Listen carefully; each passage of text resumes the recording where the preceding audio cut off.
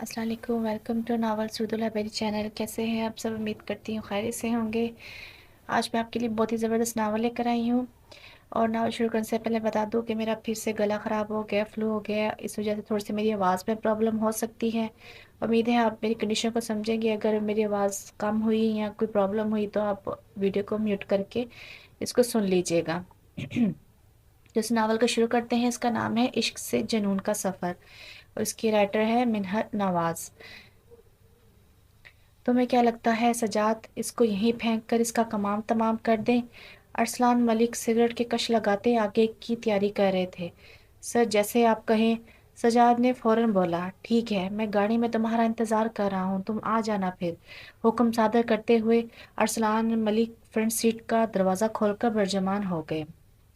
Najaf की तो सालगिरह आ रही है, तो फिर क्या गिफ्ट चाहिए मेरी बेटी को? सलमा ने मोहब्बत से भरपूर लहजे में अपनी 5 साला बेटी को देखा, जो अब थोड़ी पर उंगली रखे बैठी थी। मम्मी, इस बार आप मुझे एक बड़ा सा टेडी गिफ्ट कीजिएगा। वो सोच विचार के बाद नजफ किसी नतीजे पर पहुंची थी। सुर्ख सफ़ेद रंग उठी हुई मगरूर नाक, कुशीदा पेशानी और हल्की बुरी आंखों की मालिक नजफ सलमा को बहुत अजीज थी। सलमा और इसके शोहर अहमद मलिक औलाद जैसी अजीम नेमत से महरूम थे। ये इन्हीं दिनों की बात थी जब सलमा अपने इलाके के अपने इलाज के लिए जब सलमा अपने इलाज के लिए इस्लामाबाद से लाहौर अपनी बहन रबिया के घर आई थी। रबिया को अल्लाह ने 3 बेटों के बाद बेटी जैसी नेमत से नवाजा था, जिसका नाम इनके शोहर एहसान अजहर ने नजफ जहरा रखा था।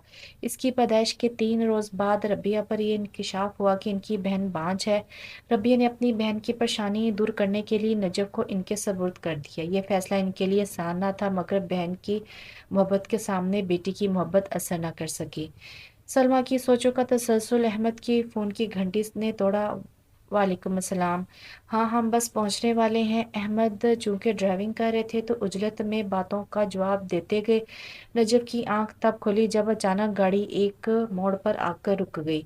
वट, वो फिर से आया था?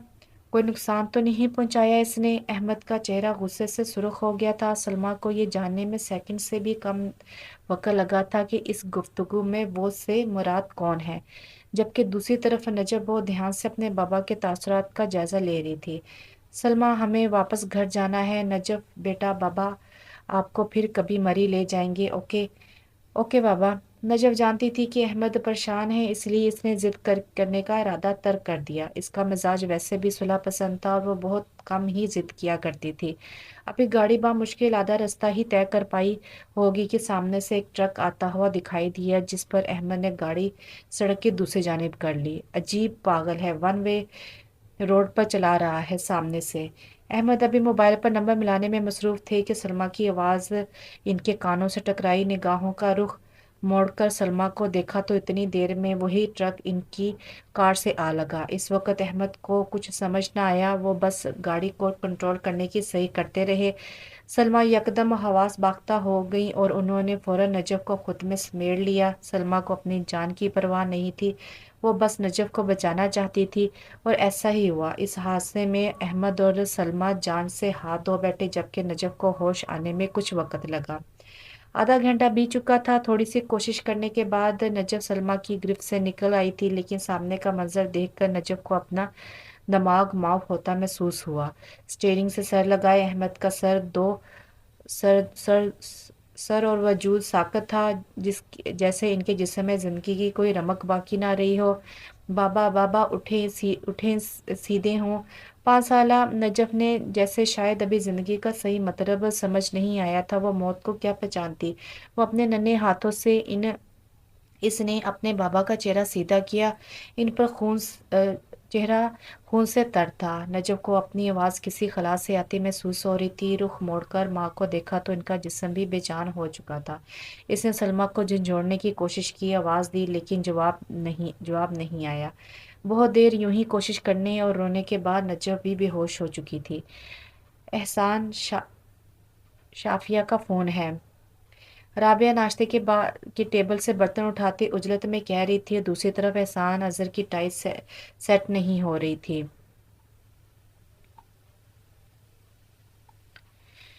एहसान, शाफिया का फोन है, आप सुन क्यों नहीं रहे? अब की बार राबिया थोड़ा ऊंचा बोली तो एहसान ने मुड़कर ने देखा। आप उठा लें। इससे पहले कि एहसान मजीद कुछ कहते, राबिया ने फोन उठा लिया। अस्सलाम वालेकुम शाफिया, कैसी हैं आप? राबिया ने खुश दिली से इन्हें सलाम किया, लेकिन शाफिया की रोती आवाज़ सुनकर इन्हें शौक लगा। राबिया, भाई और भाभी का कल एक्सीडेंट हुआ है, एक ट्रक ने हिट किया है और ड्राइवर फरार हो गया है। सुबह एक पुलिस ऑफिसर ने गाड़ी देखी तो अंदर से भाई और भाभी की डेड बॉडी इसे मिली है। इसने एम्बुलेंस को बुलाया और फिर तहकीक करके हमें कॉल की गई। राबिया, इसे नजफ भी बेहोश हालत में मिली। शाफिया मलिक ने रोते हुए राबिया को सारी तफसील बता दी। दूसरी तरफ एहसान अजहर हैरान थे कि ऐसी क्या बात हुई कि राबिया रो रही है। उन्होंने राबिया से फ़ोन लिया, लेकिन कॉल डिस्कनेक्ट हो चुकी थी।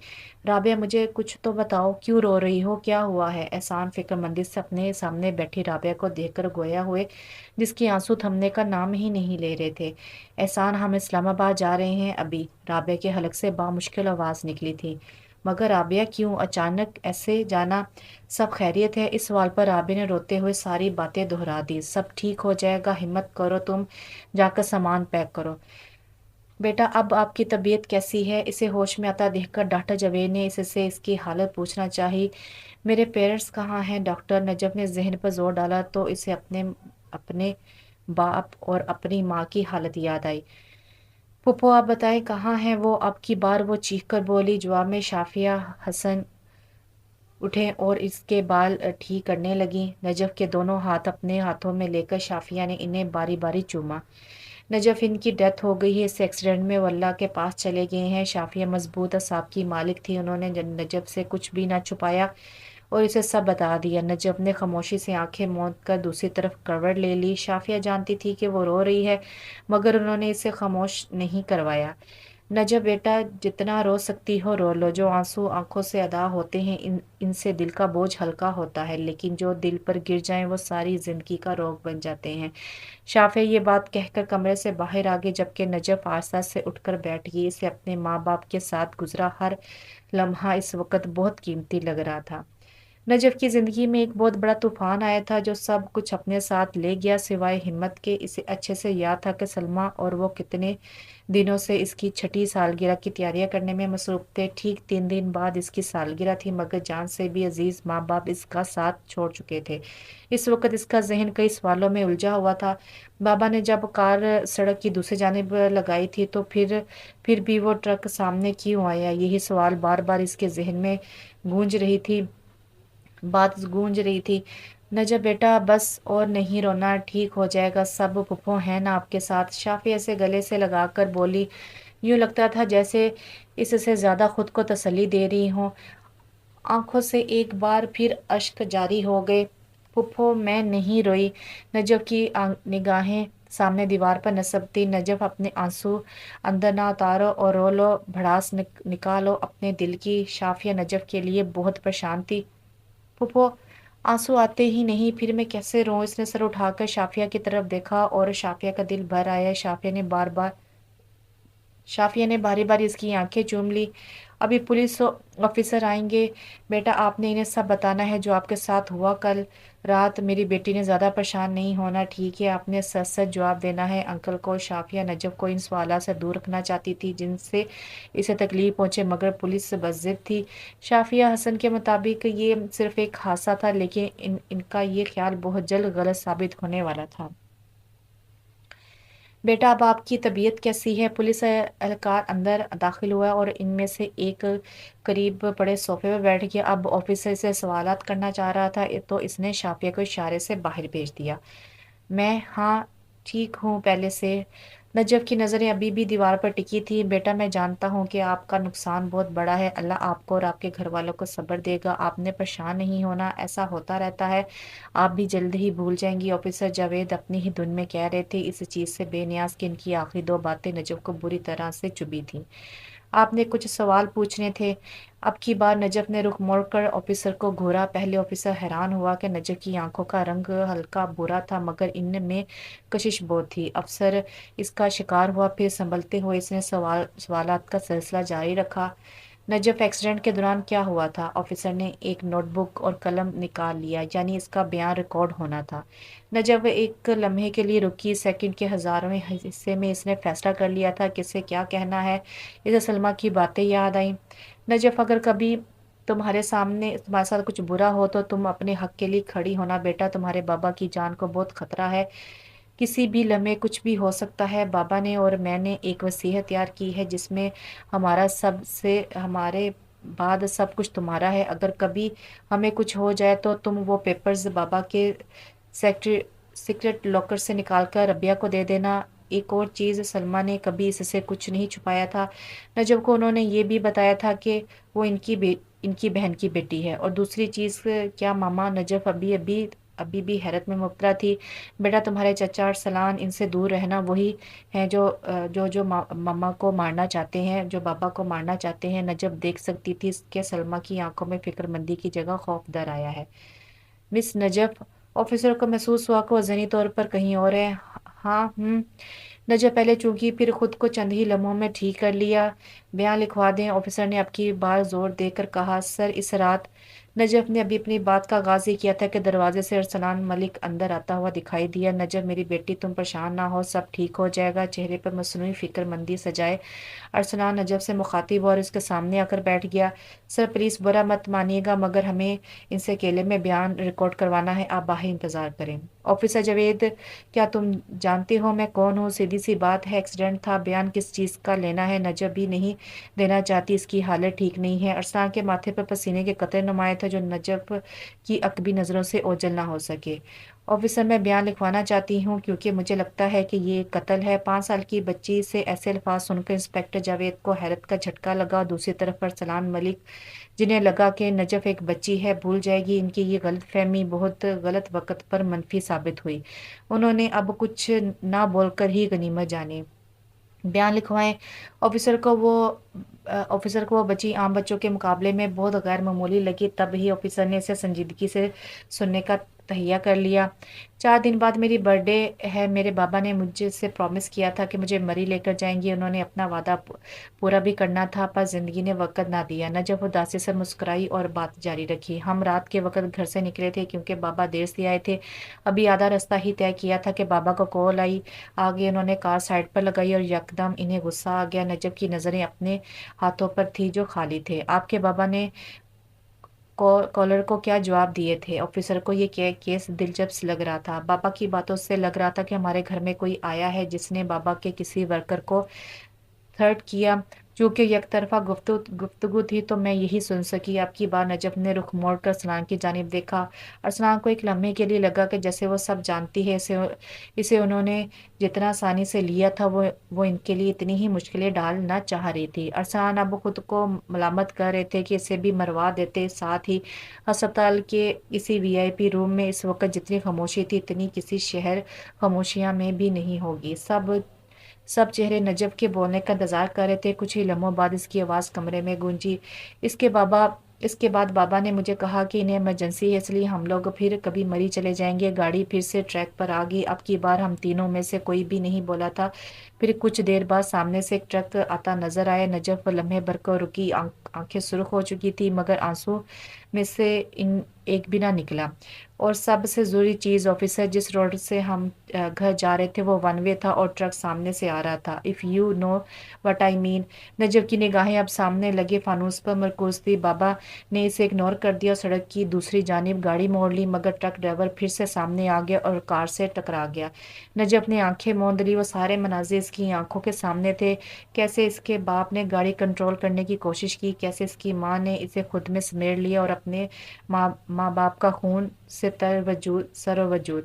تکلیف سے اس کی آنکھوں کی سرخی اور بڑھ گئی۔ نجف، تمہیں کسی پر شک ہے؟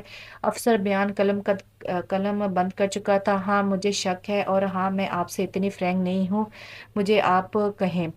نجف نے انہیں ٹوکا جس پر وہ صرف مسکرا کر رہ گئے۔ جی ٹھیک ہے مس نجف زہرا نقوی۔ اب کی بار وہ مسکراہٹ دبائے بولے۔ آپ مسکراتی نہیں ہیں۔ آفیسر کے لبوں پر تپا دینے والی مسکراہٹ تھی۔ آپ واپس جا رہے تھے؟ نجف بھی اپنے نام کی ایک تھی۔ جی وہ جا رہا ہوں जी वो जा रहा। ऑफिसर उठा तो सलाम मलिक भी उठकर चले गए। राबिया हम बाय एयर जाएंगे, यूं हमें 1 घंटा लगेगा। एहसान ने रबिया को मुखातिब किया, मुझे बस जल्द से जल्द जाना है, चाहे बाय एयर या रोड। राबिया की आंखों आंसू थमने का नाम नहीं ले रहे थे। एक तरफ अजीज रिश्तों को खोया था, दूसरी तरफ इन्हीं नजब की ज़हनी हालत की फिक्र थी। रबिया खुद भी एक डॉक्टर थी और नर्वस ब्रेक डाउन के क्या असरात होते हैं ये वो अच्छे से जानती थी। एहसान और रबिया सफ़र पर रवाना हो चुके थे। छोटे दोनों बेटे अब्दुल्ला और अंस इनके हमरा थे, जबकि बड़ा बेटा श- शमास अपने मामू की तरफ गया था। उनके साथ ही इसने इस्लामाबाद आना था।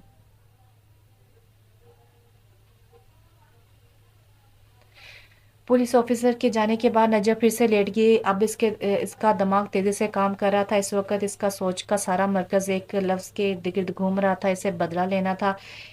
एक सोच से दूसरी सोच का सफर करते करते इसकी आंख कब लगी से पता भी न चला। कुछ लम्हों बाद शाफिया कमरे में दाखिल हुई। नजब को सोता देखकर उन्होंने इसे उठाना जरूरी नहीं समझा। इसका आराम करना बहुत अहम था। इसकी दिमागी हालत असाबी खराबी नर्वस ब्रेकडाउन की वजह से बहुत कमज़ोर हो गई थी। शाफिया कुछ ही देर पहले डॉक्टर राशिद से मिलकर आई थी। इस मुलाकात में डॉक्टर राशिद ने शाफिया को बताया कि नजफ पर इस नर्वस ब्रेकडाउन के गहरे असरात मुरतब हुए हैं। अब उसे गुस्सा इसका मामूल बन जाएगा और इसे हर छोटी बात पर परेशानी होगी। इस हिसाब में सर फ्रिस डिप्रेशन था, लेकिन डॉक्टर की कही गई बात अब तक गलत साबित हो रही थी। बजाय गुस्सा करने के इसमें पहले से ज़्यादा आजिज़ी आ गई थी। फुप्पो शाफिया की समातों से इसकी आवाज़ टकराई। जी रुख इसकी तरफ मोड़ के इसके बाल ठीक करते हुए शाफिया ने जवाब दिया, फुप्पो ये एक्सीडेंट नहीं था। नजब की समझ में जब कुछ ना आया तो उसने शाफिया को सब बताने का फैसला कर लिया। क्या मतलब? शाफिया सही मानों में हैरान हुई थी और फिर नजफ ने मनो ऐन सारी बात दोहराई। इसने गौर से शाफिया के तासुरात देखे, जिन पर गम और गुस्से के अलावा नफरत भी थी। हम रिवेंज कैसे लेंगे? नजब की एक सुई एक ही जगह अटकी थी। नजब तुम्हारी उम्र क्या है? शाफिया अब कदरे संभल चुकी थी तो उसे समझाने का इरादा कर लिया। ऑलमोस्ट 6 ईयर, तकरीबन 6 साल। And I will turn into 18 this November. और मैं इस नौ अब मैं इस नवंबर को 18 की हो जाऊंगी। यहाँ पर आई थिंक राइटर ने 16 साल लिखना था, क्योंकि अगर वो इस नवंबर को 18 की हो जाएगी तो वो 16, 17, 18 कैसे हो सकता है? चलिए आगे देखते हैं। We are discussing something else. Shafi कुछ और बात कर रहे हैं। शाफी नजफ इसके पास अभी ताकत है, हमारे पास नहीं। हम अपना बदला अल्लाह पर छोड़ देते हैं। हम दोनों मिलकर एक भी हो जाएं तब इसे सज़ा नहीं दिलवा सकते। ये पाकिस्तान है मेरी जान। इधर सच या झूठ नहीं देखा जाता, इधर पैसे से काम चलता है। We are rich enough to complete him. हम इतने अमीर हैं कि इसका मुकाबला कर सके। Najaf money is not a big deal for us, but the main reason is that we are girls. नजब पैसे हमारे लिए कोई बड़ी चीज़ नहीं है, मगर अहम चीज़ ये है कि हम लड़कियां हैं। तो इसमें क्या है? नजब सामने से कासिर थी। नजब हमारी सोसाइटी में लड़कियों को इतनी आज़ादी नहीं दी जाती। अल्लाह बेहतरीन इंसाफ करने वाला है। तुम और मैं अपना इंतकाम दुनिया की अदालत में देंगे तो क्या होगा? क्या सबूत है हमारे पास कि सब अरसलान ने करवाया है? सब अल्लाह पर छोड़ दो। तुम अभी बहुत छोटी हो, इसका मुकाबला कर सकोगी। बड़ी हो जाओ। हम इसके मुकाबले पर तब खड़े होंगे जब हमारे पास वसाइल आ जाएंगे। शाफे ने इसे समझाना चाहा और एक हद तक वो ठीक कह रही थी। बयान वापस ले लो नजफ, सबूत नहीं है हमारे पास। शाफिया के चेहरे पर उदासी थी। ठीक है, नजब ने चुप सदा ली। तुम राबिया और एहसान भाई की बेटी हो। शाफिया चाहती थी कि वो इस सब से बाहर निकल आए। जानती हूँ, नजफ गैर आदी तौर पर अपने हाथों को देख रही थी। तुम अब इनके साथ शिफ्ट हो जाना, वो आते ही होंगे। और डॉक्टर्स ने तुम्हें डिस्चार्ज कर दिया है। अब हम घर जा रहे हैं। भाई भाभी को इनके आखिरी आखिरी घर भी छोड़कर आना है। शाफिया ने इसे जूते पहनाए और उसका हाथ थाम के इसे बाहर ले आई। आसन सामान कमरे से गाड़ी में रखवा दो। ड्राइवर को हुक्म देकर वो नजफ के साथ कार में आ बैठी। अस्पताल से घर तक का सफ़र खामोशी से तय हुआ। शाफिया नजफ के दरमियान कोई बात नहीं हुई। अस्पताल से घर तक की मुसाफत तकरीबन आधा घंटा थी। सफ़ेद रंग की होंडा सिटी इस्लामाबाद के डिफेंस हाउसिंग अथॉरिटी के एक शानदार बंगले के सामने आकर रुकी। शाफिया ने अभी तक नजफ का हाथ थामा हुआ था। इस घर की औरतें मॉडर्न थी, तभी खुद को चादर से ढकती थी। انہیں مکمل آزادی تھی، لیکن گھر کی حدود تک۔ شافیہ نے اس وقت بھی سیاہ چادر سے خود کو ڈھکا تھا۔ گیٹ سے اندر داخل ہوتے ہی نجف نے ہر چیز غور سے دیکھی تھی۔ اسے گزشتہ رات ہونے والے تمام واقعات یاد آئے۔ یہ وہی جگہ تھی جہاں اس نے اپنے ماں باپ کے ساتھ اپنی زندگی کے روشن دن گزارے تھے، اور پھر ایک ہی رات میں ہر جگہ اندھیرا چھا گیا تھا۔ نجف نے اپنے گھر میں قدم رکھا تھا، جس جگہ اس نے اپنی زندگی کے 5 سال گزارے۔ وہ جگہ اب ایک مکان کی حیثیت اختیار کر چکی تھی۔ گھر تو ختم ہو چکا تھا، گھر گھر والوں سے بنتا ہے، اور گھر والے اس سے آنکھیں پھیر چکے تھے۔ اس سیلون میں مردوں کا ہجوم نظر آیا۔ اندر آئی تو سامنے 2 میتیں تابوت میں پڑی نظر آئیں۔ اس ہجوم میں سے رابعہ نظر آئیں، اپنی دادی نظر آئیں، چچی بھی وہیں موجود تھی۔ رابعہ سے دیکھ کر آگے بڑھی، اسے گلے لگا لیا۔ نجف کا دماغ معاف ہوتا جا رہا تھا۔ ساری زندگی کسی فلم کی طرح آنکھوں کے سامنے سے گزر رہی تھی۔ وہ چپ ہی رہی، ایک لفظ بھی ادا نہیں کیا۔ شافیہ احمد کی میت کے سرہانے بیٹھی خاموشی سے آنسو پونچھ رہی تھی۔ اب کچھ مرد اندر آئے، جن میں ارسلان ملک بھی موجود تھا۔ اس کے ماموں اور دیگر رشتہ دار بھی اندر داخل ہوئے۔ تب تک نجف کا ذہن تاریکی میں ڈوب چکا تھا۔ اس نے دیکھا وہ مرد اس کے والدین کی میت اٹھا رہے ہیں۔ نجف زہرا کے سینے میں درد کی لہر اٹھی اور اس نے دیوانہ وار خود کو رابعہ کی گرفت سے آزاد کروایا۔ یہ میرے ماما بابا ہیں، کوئی انہیں کہیں نہیں لے کر جائے گا، سب برے ہو تم۔ نجف کی آنکھوں سے 2 موتی ٹوٹ کر اس کے گالوں پر گرے تھے۔ شافیہ آگے بڑھی، اس سے میت سے علیحدہ کر دیا۔ نجف چیخی چلائی، مگر شافیہ نے اسے اپنی گرفت سے آزاد نہ کیا۔ اور جب اس کی ماں کی میت گھر سے رخصت ہو چکی تھی، تب وہ پھوٹ پڑی۔ اتنی مدت سے جو درد اس کے اندر چھپایا تھا، اس نے آنسوں کی صورت بہانا چاہا، مگر درد میں کمی نہ آئی۔ شافیہ نے اسے چھوڑ دیا تھا۔ اس نے شکوہ کناں نظروں سے شافیہ کو دیکھا، اور شافیہ نظریں چرا گئی۔ نجف نے چہرہ دونوں ہاتھوں میں دے دیا اور ذوق طار روتی چلی گئی۔ اسے رابعہ تسلی دے رہی تھی، چپ کروا رہی تھی، مگر ساری کوششیں ناکام تھیں۔ نجف نے اپنا چہرہ اٹھایا تو اس کے پاس رابعہ موجود تھی۔ وہ وہاں سے اٹھ کر سیڑھیوں کی جانب بڑھ گئی۔ رابعہ بھی اس کے ساتھ چل پڑی۔ زینے چڑھتے وقت نجف کی سماعتوں سے ایک عورت کی آواز ٹکرائی، جو شافیہ کو ایک پلیٹ چاول لانے کا کہہ رہی تھی۔ اس وقت اس کا غصہ عروج پر تھا۔ وہ کچھ سخت کہنے کے لیے مڑی کہ رابعہ نے اس کا ہاتھ تھام لیا۔ بیٹا، کوئی کسی کا سگا نہیں ہوتا، آؤ ہم روم میں چلتے ہیں، چھوڑو ان لوگوں کو۔ رابعہ اسے سمجھاتی اپنے ساتھ لے گئی تھی۔ میں چاہتی تو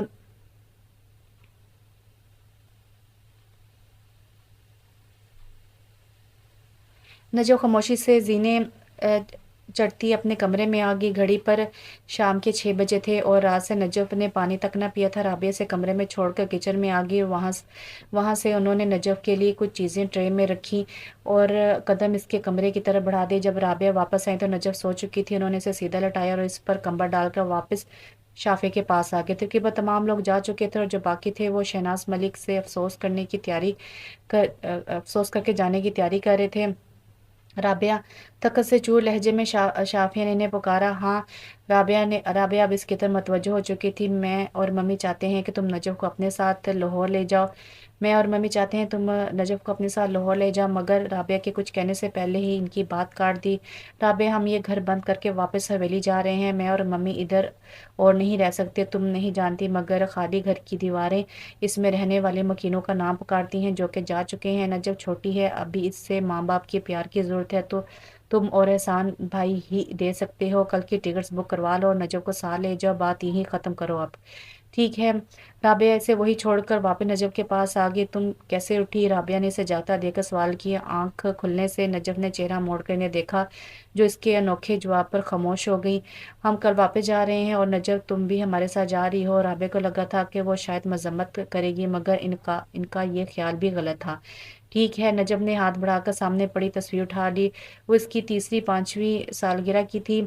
وہ احمد اور سلمیٰ۔ بس سر اٹھا کر اس نے رابعہ کو دیکھا، جو اسے ہی دیکھ رہی تھی۔ نجف، پیکنگ کر دو تمہاری۔ رابعہ نے اپنے اور اس کے درمیان حائل خاموشی کو توڑنے کی آخری کوشش کی۔ نہیں، میں خود کر لوں گی، تھینکس۔ جواب مختصر مگر مکمل تھا۔ رابعہ اس کے کمرے سے باہر آ کر شہناز ملک کے پاس بیٹھ گئی۔ رابعہ کے جانے کے بعد نجف اٹھی اور احمد کی اسٹڈی میں آ گئی۔ اندر داخل ہوتے ہی اس کی نظر وہاں پڑے ایک ٹیڈی پر پڑی، جس کو خوبصورت سفید ٹیڈی بیئر پر پڑی، جس کو خوبصورت طریقے سے سجایا گیا تھا۔ نجف کے لبوں پر ایک اداس مسکراہٹ رنگ گئی۔ تو یہ میرے لیے تھا، میں اسے ساتھ لے جاؤں گی۔ اچھا۔ سامنے لگی احمد اور سلمیٰ کی تصویر کو دیکھ کر وہ بڑبڑائی۔ टेडी बियर के पीछे हिस्से में मौजूद एक जिप खोलकर इसने अंदर से रुई के गाले बाहर निकाले, जिनमें से एक चाबी बरामद हुई। चाबी को अपनी जीन्स की जेब में रखकर इसने रुई के गाले वापस अंदर उड़ेले और स्टडी रूम में नस्ब एक शेल्फ के पास आकर खड़ी होगी। बाबा का सीक्रेट लॉकर कहाँ होगा, खुद कलामी करते हुए आगे बढ़ी और दीवार का जायजा लेने लगी। इसे अपने माँ बाप की हर चीज़ का इल्म था। अहमद ने इसे बस इतना कहा था कि लॉकर स्टडी में मौजूद छोटे शेल्फ के आसपास से। इसने दीवार को गौर से देखा, फिर दीवार के करीब खड़ी होकर इसने एक कान दीवार के साथ लगाया और सीधा हाथ आस्ता से दस्तक की सूरत दीवार पर मारने लगी। हर तरफ एक जैसी आवाज़ आ रही थी, जिसका मतलब ये था कि दीवार सीमेंट की बनी है, इसमें कहीं भी कोई और मादा इस्तेमाल नहीं हुआ। नजफ मायूस होकर पीछे हटी और बाहर जाने की गर्ज से दरवाज़ा खोला, फिर एक ख्याल के तहत वापस पलटी और शेल्फ को देखा। 5 खानों पर मुश्तमिल इस शेल्फ में बहुत कम किताबें थीं, लेकिन तीसरे खाने में एक नुक्कड़ पर बहुत सी किताबों का मजमूआ था, जिन्हें सलीके से सेट किया गया था। नजब घुटनों के बल नीचे बैठी और वो किताबें हटाने लगी। सारी किताबों को बाहर निकालने के बाद इसने इस जगह का जायजा लिया। शेल्फ के इसी हिस्से में किताबों के पीछे शेल्फ की लकड़ी नहीं दीवार थी और शेल्फ का शक यकीन में बदल गया। इसने हाथ बढ़ाकर दीवार के इस हिस्से को अच्छे से देखा और जेब से चाबी बाहर निकाली। फिर कुछ ही लम्हों की मशक्कत के बाद वो चाबी लाकर इसमें फिट कर चुकी थी। लॉकर खोलने के बाद इसने अंदर से एक फाइल और एक लैपटॉप बरामद किया। दोनों चीज़ें अपने हमरा लिए वो वापस अपने कमरे में आ गई। इसने इन चीज़ों को अपने दस्ती बैग में डाल दिया और राबिया की तलाश में कमरे से बाहर आ गई। आनी मैं 2 बैग्स में सामान पैक करूंगी। एक बैग मेरा अपना होगा जिसमें मेरी पर्सनल चीज़ें होंगी, वो मैं कंधों पर डालूंगी, और दूसरा बैग कपड़ों का और शूज़ का, वो आप कर लें। इसकी पैकिंग दाऊद मैं आपके पास बैठ जाऊं दादो मैं आपके पास बैठ जाऊं। नजफ शहनाज के किसी ख्याल के तहत इसे पुकारा। जी। इसने सर उठाकर सफाई नज़रों से ने देखा। राबे को आनी नहीं मम्मा कहा करो। शहनाज इसके बालों में हाथ फेरकर बोली, ओके मामा, फिर आप पैकिंग कर दे। इसने इस बात में सर हिलाकर राबे को मुखातिब किया। अच्छा मैं कर देती हूँ। राबे ने दरवाज़ा खोला तो इन्हें शहनाज ने आवाज़ दी, राबे 1-2 दिन रुक जाओ यहीं, तुम लोग कल मैं और शाफी गिलगित जा रहे हैं अपने गांव। हम सोच रहे थे कि नजो को भी साथ ले जाएं, थोड़ा जहन फ्रेश हो जाएगा इसका नेचर में। शहनाज कुछ सोचकर बोली, चलें जैसे आपकी मर्जी। नजफ आओ, खाना खाओ आकर। दादो और शाफी खा चुके हैं, हम सब ने भी खा लिया, तुम भी आओ मेरे साथ, राबिया से कहकर बाहर आ गई। दादो मैं खाना खाकर सो जाऊंगी, आप भी सो जाएं। ठीक। बुरी आंखों को सुकेड़े वो शनाज को घूर रही थी। नजो तुम चाइनीज हो? शनाज ने अचानक ही सवाल पूछ लिया। आप लोग बताएं, क्या मुझे चाइनीज एम्बेसी से उठाकर लाए थे? इसने उल्टा इनसे सवाल पूछ लिया। तुम अपनी आंखें इतनी छोटी कर लोगी तो मुझे तो चाइनीज ही लगोगी ना। शनाज की इस बात के बावजूद भी इसने अपनी आंखों को इसी हालत में रखा। मैं देख रही हूँ कि आप जवान हो गई हैं। खैर मैं किचन में जा रही हूँ, बाय, गुड नाइट। उजरत में कहती वो चली गई। किचन में आने के बाद राबे ने इसे खाना खिलाया और इसे इसके कमरे में सुला दिया। राबे को जब लगा कि वो सो गए तो उन्होंने आस्ते से दरवाज़ा बंद किया और वापस गेस्ट रूम की तरफ बढ़ गई। राबे के जाने के बाद नजब उठी बैठी और कमरे से नस्ब टेरेस नुमा बालकोनी में आकर बैठ गई। सितारों तकते जब वो नींद की वादी में उतर गई, इसे इल्म ना हुआ। आई थिंक नजफ जो है वो 16 साल की है, क्योंकि इतनी सारा कुछ 16 साल की ही लड़की कर सकती है। नजफ सुबह 6 बजे के करीब शाफिया इसके कमरे में दाखिल हुई। बिस्तर पर से कंबल हटाया तो नजफ वहाँ नहीं थी। शाफिया को तशवीश हुई। फिर बालकोनी के बाहर इसके स्लीपर्स देखकर वो समझ गई थी कि नजफ अंदर ही है। बालकोनी में कदम रखते ही इसकी नज़र नजफ पर पड़ी, जो सो रही थी। शाफिया ने इसे उठाया। नजफ उठो, जाना है हमने। शाफिया को इससे उठाना ठीक नहीं लग रहा था, मगर इसे शनाज के हुक्म की तकमील भी करनी थी। जी बुफो।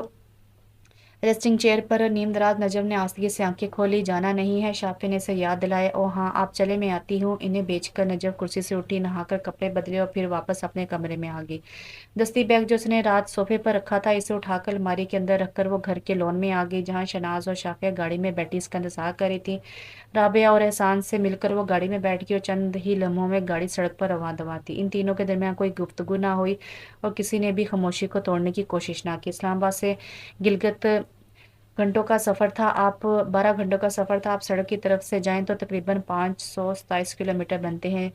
शहर से आगे जगलूत शहर से आगे झील के पास एक गांव में इनकी हवेली थी और ये इलाका कुदरत के खूबसूरत मनाजिर का पेशवा था। इस्लामाबाद से गिलगित तक के सफ़र में बहुत से शहर आते हैं, जिनमें रावलपिंडी, मानसहरा, नारायण, कागान, एबटाबाद और दीगर मशहूर शहर आते हैं। 12 घंटे में इस सफ़र में इन तीनों के दरमियान हल्की फुल्की बातचीत हुई थी। इसके अलावा वो लोग कहीं भी किसी भी मुकाम पर नहीं रुके थे सिवाय पेट्रोल स्टेशन के।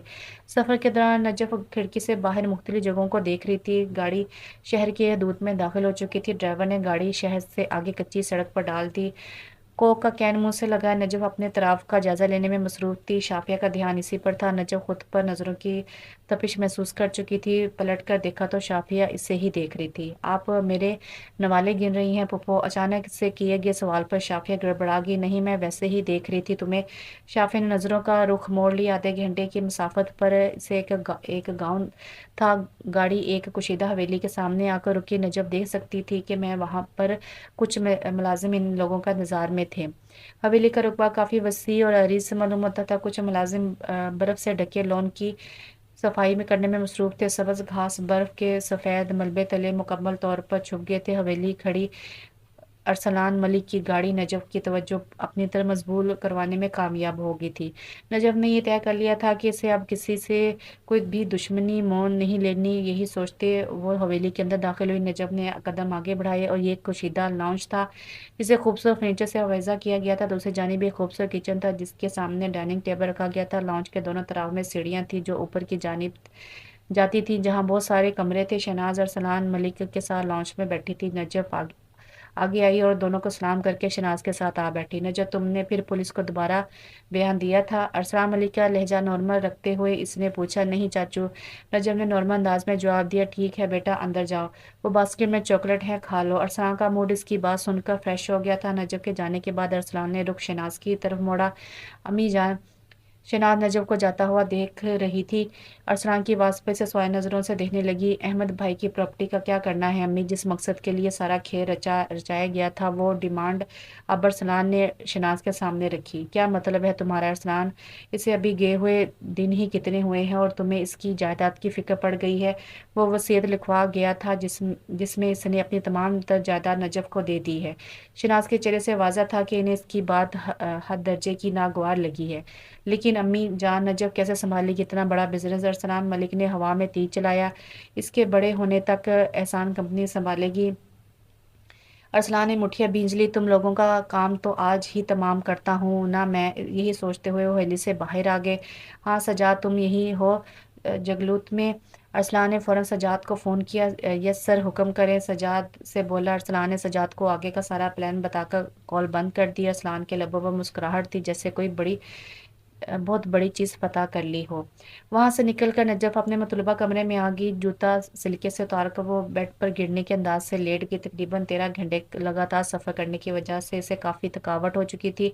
कुछ ही मिनट बाद वो सो चुकी थी। रात शाफिया से खाने पर बुलाने आई, मगर इसे सोता देखकर शाफिया को कुछ तसल्ली हुई। इसे सीधा लटाकर लाइट बंद करके शाफिया बाहर आ गई। रात के तकरीबन 2 बजे होंगे जब नजफ ने अपने चेहरे पर किसी चीज़ का दबाव महसूस किया। नजफ झटके से उठ बैठी। लाइट बंद होने की वजह से वो इस शख्स का चेहरा ना देख सकी। इसकी अभी वो खुद को छुड़ाने की सही कर रही थी कि इस पर गशी तारी होने लगी और वो वहीं औंधे मुंह बेड पर गिर गई। इस आदमी ने नजब को वहां से उठाया और अपने हमरा लिए हवेली से बाहर आ गया। हर तरफ हुक्का आलम था। कहीं भी कोई जीरो नजर नहीं आ रही थी। आस्ता से कदम बढ़ाते हुए नकाबपोशी से हवेली के वसी लॉन के दूसरे भी बाहर ले आया। किसी बेजान चीज की तरह इसे गाड़ी में फेंककर हमलावर ड्राइविंग सीट पर बैठा और कार स्टार्ट करके वहां से चल दिया। पिछली सीट पर लोहे की कुछ चीज पड़ी थी। नजो को बेदर्दी से वहां फेंका गया, जिसकी वजह से इसका सर किसी शय से टकराया और इस जगह से खून रसने लगा। 10 मिनट बाद गाड़ी गांव के साथ एक मौजूद झील के सामने आ रुकी। ड्राइविंग सीट से उतरने वाला आदमी सजाद था, जिसने नजफ को गाड़ी से बाहर निकालकर अरसलान मलिक के पैरों तले लटा दिया। तुम्हें क्या लगता है सजाद, इसको यहीं फेंक कर इसका कमाम तमाम कर दें? अरसलान मलिक सिगरेट के कश लगाते आगे की तैयारी कर रहे थे। सर, जैसे आप कहें।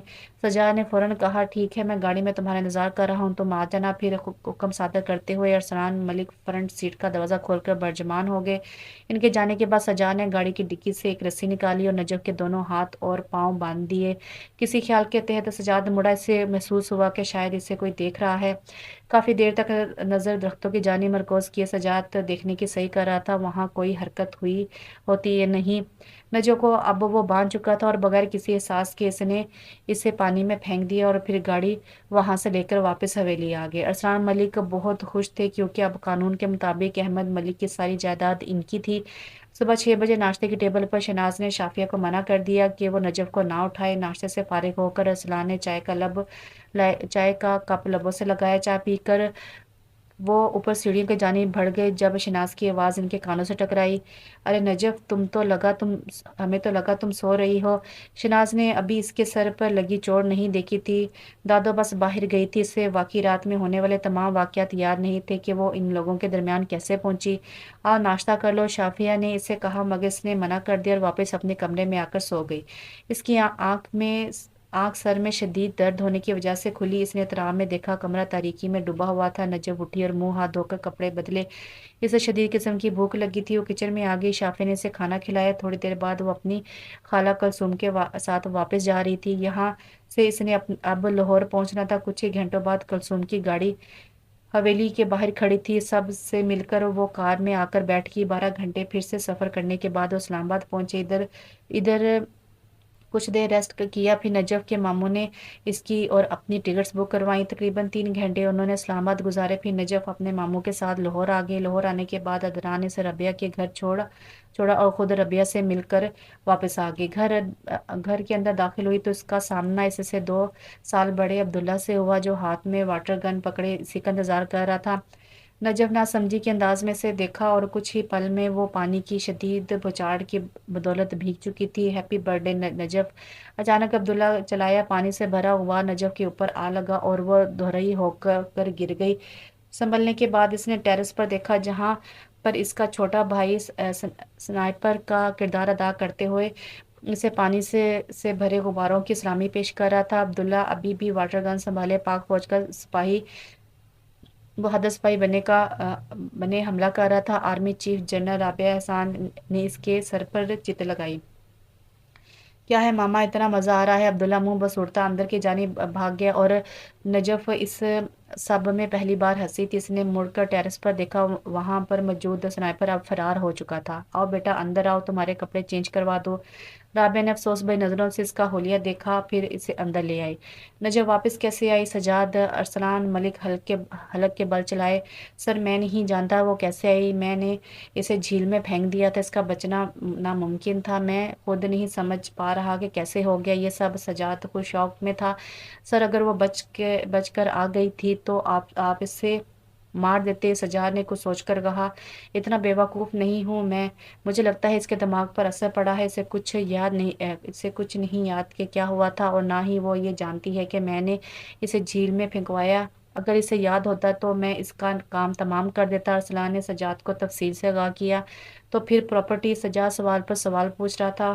وہ ان لوگوں سے لے کر ہی چین لوں گا میں، مگر ابھی نہیں۔ پراپرٹی کے تمام تر حقوق نجف کے بڑے ہونے تک امی کے پاس ہیں، مجھے بس امی سے سائن کروانے ہیں۔ ارسلان کچھ سوچ کر بولا، نجف بیٹا تم نے کھانا کھا لیا، اب جا کر سو جاؤ۔ نجف کو وہاں آئے تیسرا دن تھا۔ ربیہ اور احسان کی بے لوث محبت، پھر اس کے نمونے بھائی، ان سب کی وجہ سے وہ کافی حد تک سنبھل چکی تھی۔ ماما چائے بن جائے تو بتا دیجیے گا، عبداللہ اونچی آواز میں اعلان کر کے باہر چلا گیا۔ نجف کو شرار سوجی اور ابھی اس نے پرانا حساب بھی لینا تھا۔ نجف بیٹا تم سوئی نہیں؟ ربیہ نے اسے کچن میں آتے دیکھ کر سوال پوچھا۔ نہیں، نیند نہیں آئی ماما، ان میں سے مرچوں والا کون سا جار ہے؟ نجف وہاں پڑی تمام اشیاء کو بغور دیکھ رہی تھی۔ بیٹا یہ والا لال مرچ کا ہے۔ ربیہ نے ایک جار اٹھا کر اس کے سامنے رکھ دیا اور کپ میں چائے اڈیلنے لگی۔ کپ میں چائے رکھ کر وہ باہر عبداللہ کو بلانے گئی اور وہاں سے کمرے میں چلی گئی۔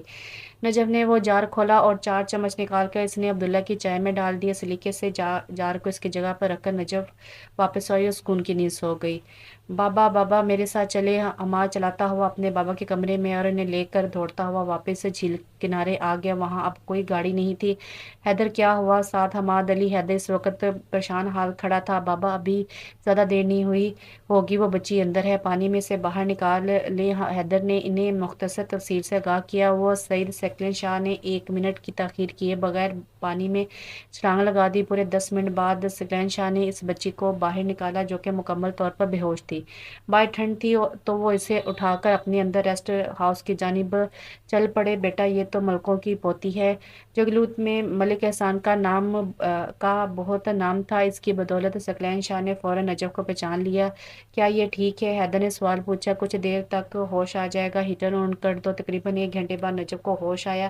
اسے کچھ یاد نہیں تھا وہ وہاں کیسے آئی، اسے بس یہی یاد تھا کہ کوئی رات میں اس کے کمرے میں داخل ہوا تھا اور اس نے اسے نقصان پہنچانے کی کوشش کی تھی۔ سکلین شاہ نے بھی اس سے یہ بتایا کہ اسے انہوں نے جھیل کے اندر سے نکالا تھا۔ 12 سالہ حیدر نظریں اسی پر مرکوز کیے ہوئے تھا۔ تمہارا نام کیا ہے؟ حیدر نے سوال پوچھا۔ نجف زہرا نقوی۔ آپ کا کیا نام ہے؟ میرا نام بہت لمبا ہے، تم مجھے حیدر کہہ لو۔ ٹھیک ٹھیک، جواب مختصر تھا۔ مجھے گھر جانا ہے، نجف کچھ سوچ کر بولی۔ اس کا سر درد کی شدت سے پھٹ رہا تھا۔ صبح کے 4 بج رہے ہیں۔ نجف نے ان لوگوں کے ساتھ ہی ناشتہ کیا۔ انیزہ شاہ نے اسے زبردستی اپنے ساتھ کھلایا۔ تقریباً 5:45 پر سکلین شاہ نے اسے حویلی کے باہر اتارا اور پھر وہ اندر چلی گئی۔ اسے جاتا دیکھ کر واپس اپنے ریسٹ ہاؤس آ گئے اور جانے کی تیاری کرنے لگے۔ واپسی پر انہوں نے لاہور جانا تھا، حیدر کی چھٹیاں ختم ہونے والی تھی۔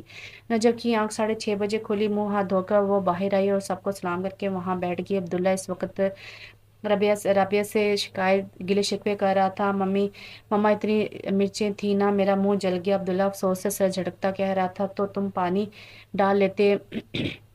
مسکراہٹ دبائے نجف نے اسے مشورہ دیا، جس پر عبداللہ نے اسے گھوری سے نوازا۔ ماما میرا کسی اسکول میں ایڈمیشن کروا دے۔ نجف کچھ سوچ کر بولی، میں بھی یہی سوچ رہی تھی بیٹا، کچھ دن تک رک جاؤ، پھر کوئی اچھا سا اسکول دیکھ کر کروا دیں گے۔ اب 1 کلاس میں پروموٹ ہونا ہے نا؟ رابعہ ذہن پر زور ڈال کر یاد کر رہی تھی۔ جی ہاں، نجف نے مختصر جواب دے کر عبداللہ کو دیکھا، جس نے دوبارہ چائے کو ہاتھ نہ لگایا۔ شافیہ شہناز کے کمرے میں بیٹھی تھی جب ارسلان ملک اندر داخل ہوا۔ ہاتھ میں کچھ کاغذات اور ایک قلم تھا۔ امی ان پیپرز پر سائن کریں۔ ارسلان نے شہناز کو مخاطب کیا۔ یہ کس چیز کے پیپر ہیں؟ شہناز نے کاغذات ہاتھ میں نہیں لیے تھے۔ اسپاٹ لہجے میں انہوں نے ارسلان سے سوال کیا۔ سجاد اندر آؤ، انہیں پیار سے سمجھاؤ، میرا کہا تو سنتی نہیں ہیں یہ۔ ارسلان بلند آواز میں بولا۔ چند ہی لمحوں بعد سجاد اندر داخل ہوا اور شافیہ کے ہاتھ باندھ دیے بائیں ہاتھ میں ایک بوتل تھامے اور اگلے حکم کا انتظار کر رہا تھا۔ شہناز اس رد عمل کے لیے تیار نہ تھی۔ وہ یکٹک ارسلان کو دیکھ رہی تھی، جس نے اپنی ہی بہن کو نشانہ بنایا۔ ارسلان یہ کیا مذاق ہے؟ جب کوئی بات نہ بنی تو شہناز نے سر لہجے میں سے سوال پوچھا۔ یہ تیزاب ہے، اور اگر آپ نے پراپرٹی میرے حوالے نہ کی تو اگلے ہی لمحے شافیہ حسن کا خوبصورت چہرہ تیزاب کی زینت ہو جائے گا، بالکل اسی طرح جیسے احمد اور سلمیٰ کا حشر ہوا۔ فرق اتنا ہے کہ ان کا چہرہ خون سے بھرا تھا اور شافی کا چہرہ جلے گا۔ یہ کہہ کر ارسلان سامنے بیٹھا اور سجاد کو اشارہ کیا، جس پر اس نے شافیہ کے بالوں پر گرفت مضبوط کی۔ شہناز کو ایک لمحہ لگا تھا اس صدمے سے سنبھلنے میں کہ ان کے بیٹے کا قتل انہی کے دوسرے بیٹے نے کیا۔ ارسلان کو انہوں نے اس کی ماں کی وفات کے بعد اپنے سگے بچوں کی مانند پالا تھا، لیکن اس نے ثابت کر دیا وہ سوتیلا ہے۔ صرف دنیا کی عیش و عشرت کے لیے تم نے ارسلان اپنی آخرت خراب کر لی۔ ماں جی ٹائم نہیں ہے، یہ یہاں سائن کریں یا اپنی بیٹی کو مرتا دیکھیں۔ شہناز جوان بیٹے اور بہو کو کھو چکی تھی۔ شافیہ کی زندگی میں کوئی بھی طوفان وہ برداشت نہیں کر سکتی تھی، لہٰذا 1 منٹ کی بھی تاخیر کیے بغیر انہوں نے فوراً سائن کر دیے۔ سجاد نے شافیہ کو چھوڑ دیا اور ارسلان کاغذ اٹھاتا وہاں سے باہر آ گیا۔ نجف کا حق تھا وہ امی، شافیہ مدھم آواز میں بولی، تم زیادہ قیمتی ہو دنیا کی دولت سے۔ شہناز کا دل ٹوٹ چکا تھا۔ ارسلان کو سگی اولاد سے بھی بڑھ کر محبت تھی، مگر وہ اس کا حقدار نہیں تھا۔ نجف اب 10 سال کی ہو چکی تھی۔ اچھا، یعنی کہ نجف جو ہے وہ 6 سال کی ہی تھی تب۔ اب ہمیں پتہ چل گیا۔ اس کی ہلکی بری آنکھوں میں ہر پل کوئی نہ کوئی شرارت جگمگاتی رہتی تھی، بقول اس کے کہ یہ سب اس کے لیے ایک ہابی ہے جسے وہ بخوبی نبھانا اپنا فرض سمجھتی تھی۔ نجف، تمہیں علینا کی حوصلہ افزائی نہیں کرنا چاہیے تھی۔ الشبہ، جو کہ اس کی بچپن کی دوست تھی، اس وقت اس کی ماں کا کردار ادا کر رہی تھی۔ ایویں نہ کرتی، اس کی عزت آئی مین دیکھو ایش کیسے وہ مجھے ڈانٹ رہی تھی، میں نے تو اسے آرام سے سمجھایا تھا، پھر نہیں سمجھی تو یہ 2 ہاتھ ہیں نا۔ مونگ پھلی منہ میں ڈالتی وہ الشبہ کو گھور کر بولی۔ نجف کو اس کی کم عقلی پر شدید افسوس ہو رہا تھا۔ اس وقت ان کی بریک شروع ہوئی اور وہ دونوں اسکول کی سب سے خاموش جگہ آ کر بیٹھ گئیں۔ دسمبر کی شروعات تھی۔ और सर्दी अरूज पर थी। वो दोनों यूनिफॉर्म में थी। अलिशबा ने स्वेटर पहन रखा था क्योंकि वो सर्दी को हमेशा दिल पर ले लेती थी। इस वक्त भी इसने 3 स्वेटर जेबतन किए हुए थे। दूसरी तरफ नजब थी जिसने दूसरे सर्दी से बचने के लिए कोई भी शय पहनना जरूरी नहीं समझा था। ठंडी हवा में नजब प्ले ग्राउंड के कोने में सीढ़ियों पर बैठी मूंगफली खा रही थी जबकि अलिशबा मजबूरन इसके साथ आ बैठी थी। नजब, तुम्हें ठंड नहीं लगती? अलिशबा जोर से जैकेट या स्वेटर के अलिशबा रोज इसे जैकेट या स्वेटर के बगैर देखकर इससे एक ही सवाल पूछती थी, नहीं लगती? अब अलिशबा की नज़र इसके हाथों से इसके चेहरे तक का सफ़र कर रही थी। सर्दी के बाद इसके गाल और नाक सुर्ख थे। कुछ यही हाल कानों का भी था। नजब, तुम बहुत क्यूट हो, अलिशबा कुछ लम्हों की तौक़ुफ़ के बाद बोली। नजब, अंदर मिसेस जलील बुला रही हैं। मिस हिरा ने आगे से तला दी और लिशबा सर पकड़ के बैठ गई। यस मैम, मैं आ रही हूँ, आप चले। नजब उठ खड़ी हुई। ना चाहते हुए भी लिशबा इसके साथ चल पड़ी ताकि वो प्रिंसिपल के सामने कोई और बेवकूफ़ी ना कर बैठे। मैं आई कम इन मैम। वो दोनों यकज़बान होकर चलाई और ये इनकी आदत थी। Both of you are already in. Mrs जली ने इन्हें शर्मिंदा करने की नाकाम कोशिश की। वो दोनों क्लास की नुमाया स्टूडेंट में से एक थी और स्कूल की अलमशहूर हस्तियों में से इनका शुमार पहले नंबर पर होता था, ख़ास तौर पर नजब का। कोई बात नहीं, अपना ही घर है। नजब ने एक ऊंची सरगोशी की। जी बेटा, क्या कहा? मिसेस जलील सुन चुकी थी फिर भी मुस्कुराहट दबाई से पूछा दोबारा। वो नजब कह रही थी कि ऑफिस काफ़ी खूबसूरत है। इसके कुछ बोलने से पहले अलीशबा बोल पड़ी क्योंकि वो जानती थी कि नजब का जवाब किस तर्ज का होगा।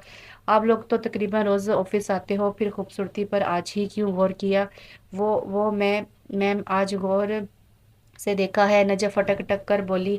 ये अलीना वाला क्या सीन है? मिसेस जलील ने स्टाफ मेंबर्स को बाहर भेज के से पूछा। सीन कुछ ऐसा है कि नजर सोच में पड़ गई और लिशबा मदद तलब निगाहों से देख रही थी कि मिसेस जलील ने मतवज्जो किया। हाँ वो ऐश, जाओ मेरे बैग से मेरी मैथ्स की नोट्स बुक लेकर आओ। नजर पर यकीनन सब प्लान करके आई थी।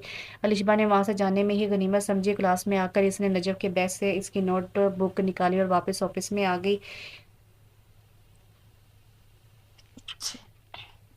सॉरी, ये लो नजफ। अलिशबा ने इसे नोटबुक थमाकर एक कुर्सी पर आ बैठी। मैम ये देखें, कल मैंने इतनी मेहनत से होमवर्क किया था सारा। और अलीला ने इस पर च्युइंगम लगा दी। फिर इसने मुझे शैतान कहा, अलिशबा को चमची कहा। अब आप बताएं मैम, क्या ये अलिशबा चमची लगती है क्या? कितनी क्यूट है ये, देखिए इसकी मासूम शक्ल। एक ही सांस में नजफ ने अपनी सफाई पेश की। मगर तुम्हें मारना नहीं चाहिए था बेटा, प्रिंसिपल ने अफसोस से सर झटका। मैंने जानबूझकर थोड़ी ना मारा, आपको पता है ना मैथ्स कितना मुश्किल है, पिछली बार भी मैं फेल होते होते बची थी ना। हाँ हाँ हाँ बिल्कुल, पोजीशन तो मैंने ली थी क्लास में ही, है ना नजफ? मिसेस जलील से घूर कर बोली। वो मैम, वो तो मैंने घर से दुआ करके आई थी इसलिए। नजफ अपनी बात मुकम्मल करके वापस पलट की। तुम दोनों क्लास में जाओ और अलीना को भेज दो। बज़ाहिर दोनों की शक्लें मासूम थी लेकिन अलीना का बुलावा सुनकर दिल को सुकून मिला था। क्लास में आकर नजफ ने अलीना को प्रिंसिपल का पैगाम दिया और वो हक्का बक्का से चल दी। Yes ma'am. अंदर दाखिल होते ही अलीना ने मिसेस जलील से सवाल पूछा। अलीना ये क्या है? नजफ की कॉपी इसके सामने करते हुए उन्होंने अलीना को इसके सफ़ात दिखाए जिन पर च्युइंगम लगी थी। मैंने तो बस एक सफ़े पर लगाई थी। ये इतनी सारी अलीना की खुद कलामी में से जलील सुन चुकी थी। यानी ये हरकत तुम्हारी है? 1 घंटे का लेक्चर सुनकर वो बाहर निकली और इस वक्त तक छुट्टी हो चुकी थी। नजफ वो देख अलीना। अलिशबा की बात पर नजफ पैरों के बल घूमी और अलीना को देखा और फिर सलूट करके बाहर आ गई। एहसान, हम यूँ तुम्हारे घर ऐसे अच्छा नहीं लगेगा। आज सुबह 7 बजे एहसान अजहर के पुराने दोस्त और बिजनेस के शेयर होल्डर इस्लामाबाद से लाहौर पहुंचे थे। उनके हमरा इनका 16 साला लड़का 16 साल बेटा और बीवी थी। बस रिहाश के लिए उन्होंने होटल का इंतखाब किया मगर एहसान इन्हें ज़बरदस्ती अपने घर ले आए। जब तक कोई मुकम्मल रहायश ना मिले आप लोग यहीं यहीं रहेंगे और कोई बहस नहीं। इनका अंदाज यूं था कि जैसे कि ऐलान कर रहे हों।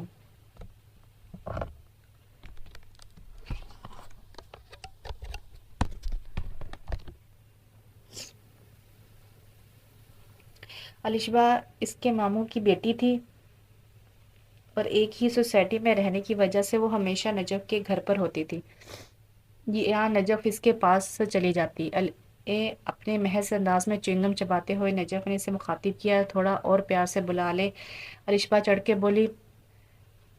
अलिशबा चिढ़कर बोली, नहीं फिर तुमने फ्री हो जाना है। नजर मुस्कुराई। क्या कर रही हो? मिर्ची चाय वाले सहानी के बाद अब्दुल्ला ने इसी नाम से बुलाता था। अंडे बेच रही हूँ। जवाब फौरन आया था। कितने के किलो है मिर्ची? عبداللہ نے اس کی کتاب چھین لی۔ عبداللہ انڈے درجنوں کے حساب سے بکتے ہیں۔ نجف اپنا کام کر رہی تھی۔ مرچی بابا آ گئے ہیں، مل لو آ کر۔ اب کی بار عبداللہ اس کے کان میں چیخنے کے انداز میں بولا، تمہیں نا عبداللہ مسجد کے باہر لگانا چاہیے۔ نجف یہ کہہ کر اٹھ گئی اور الشبہ بھی اس کے ہمراہ چل دی۔ لانچ میں داخل ہونے سے پہلے نجف کے قدم رکے، اس کی سماعتوں سے کچھ جانی پہچانی آواز ٹکرائی۔ نجف حاج ماموں کے ساتھ کچھ اور بندے بھی آئے ہیں، رائٹ؟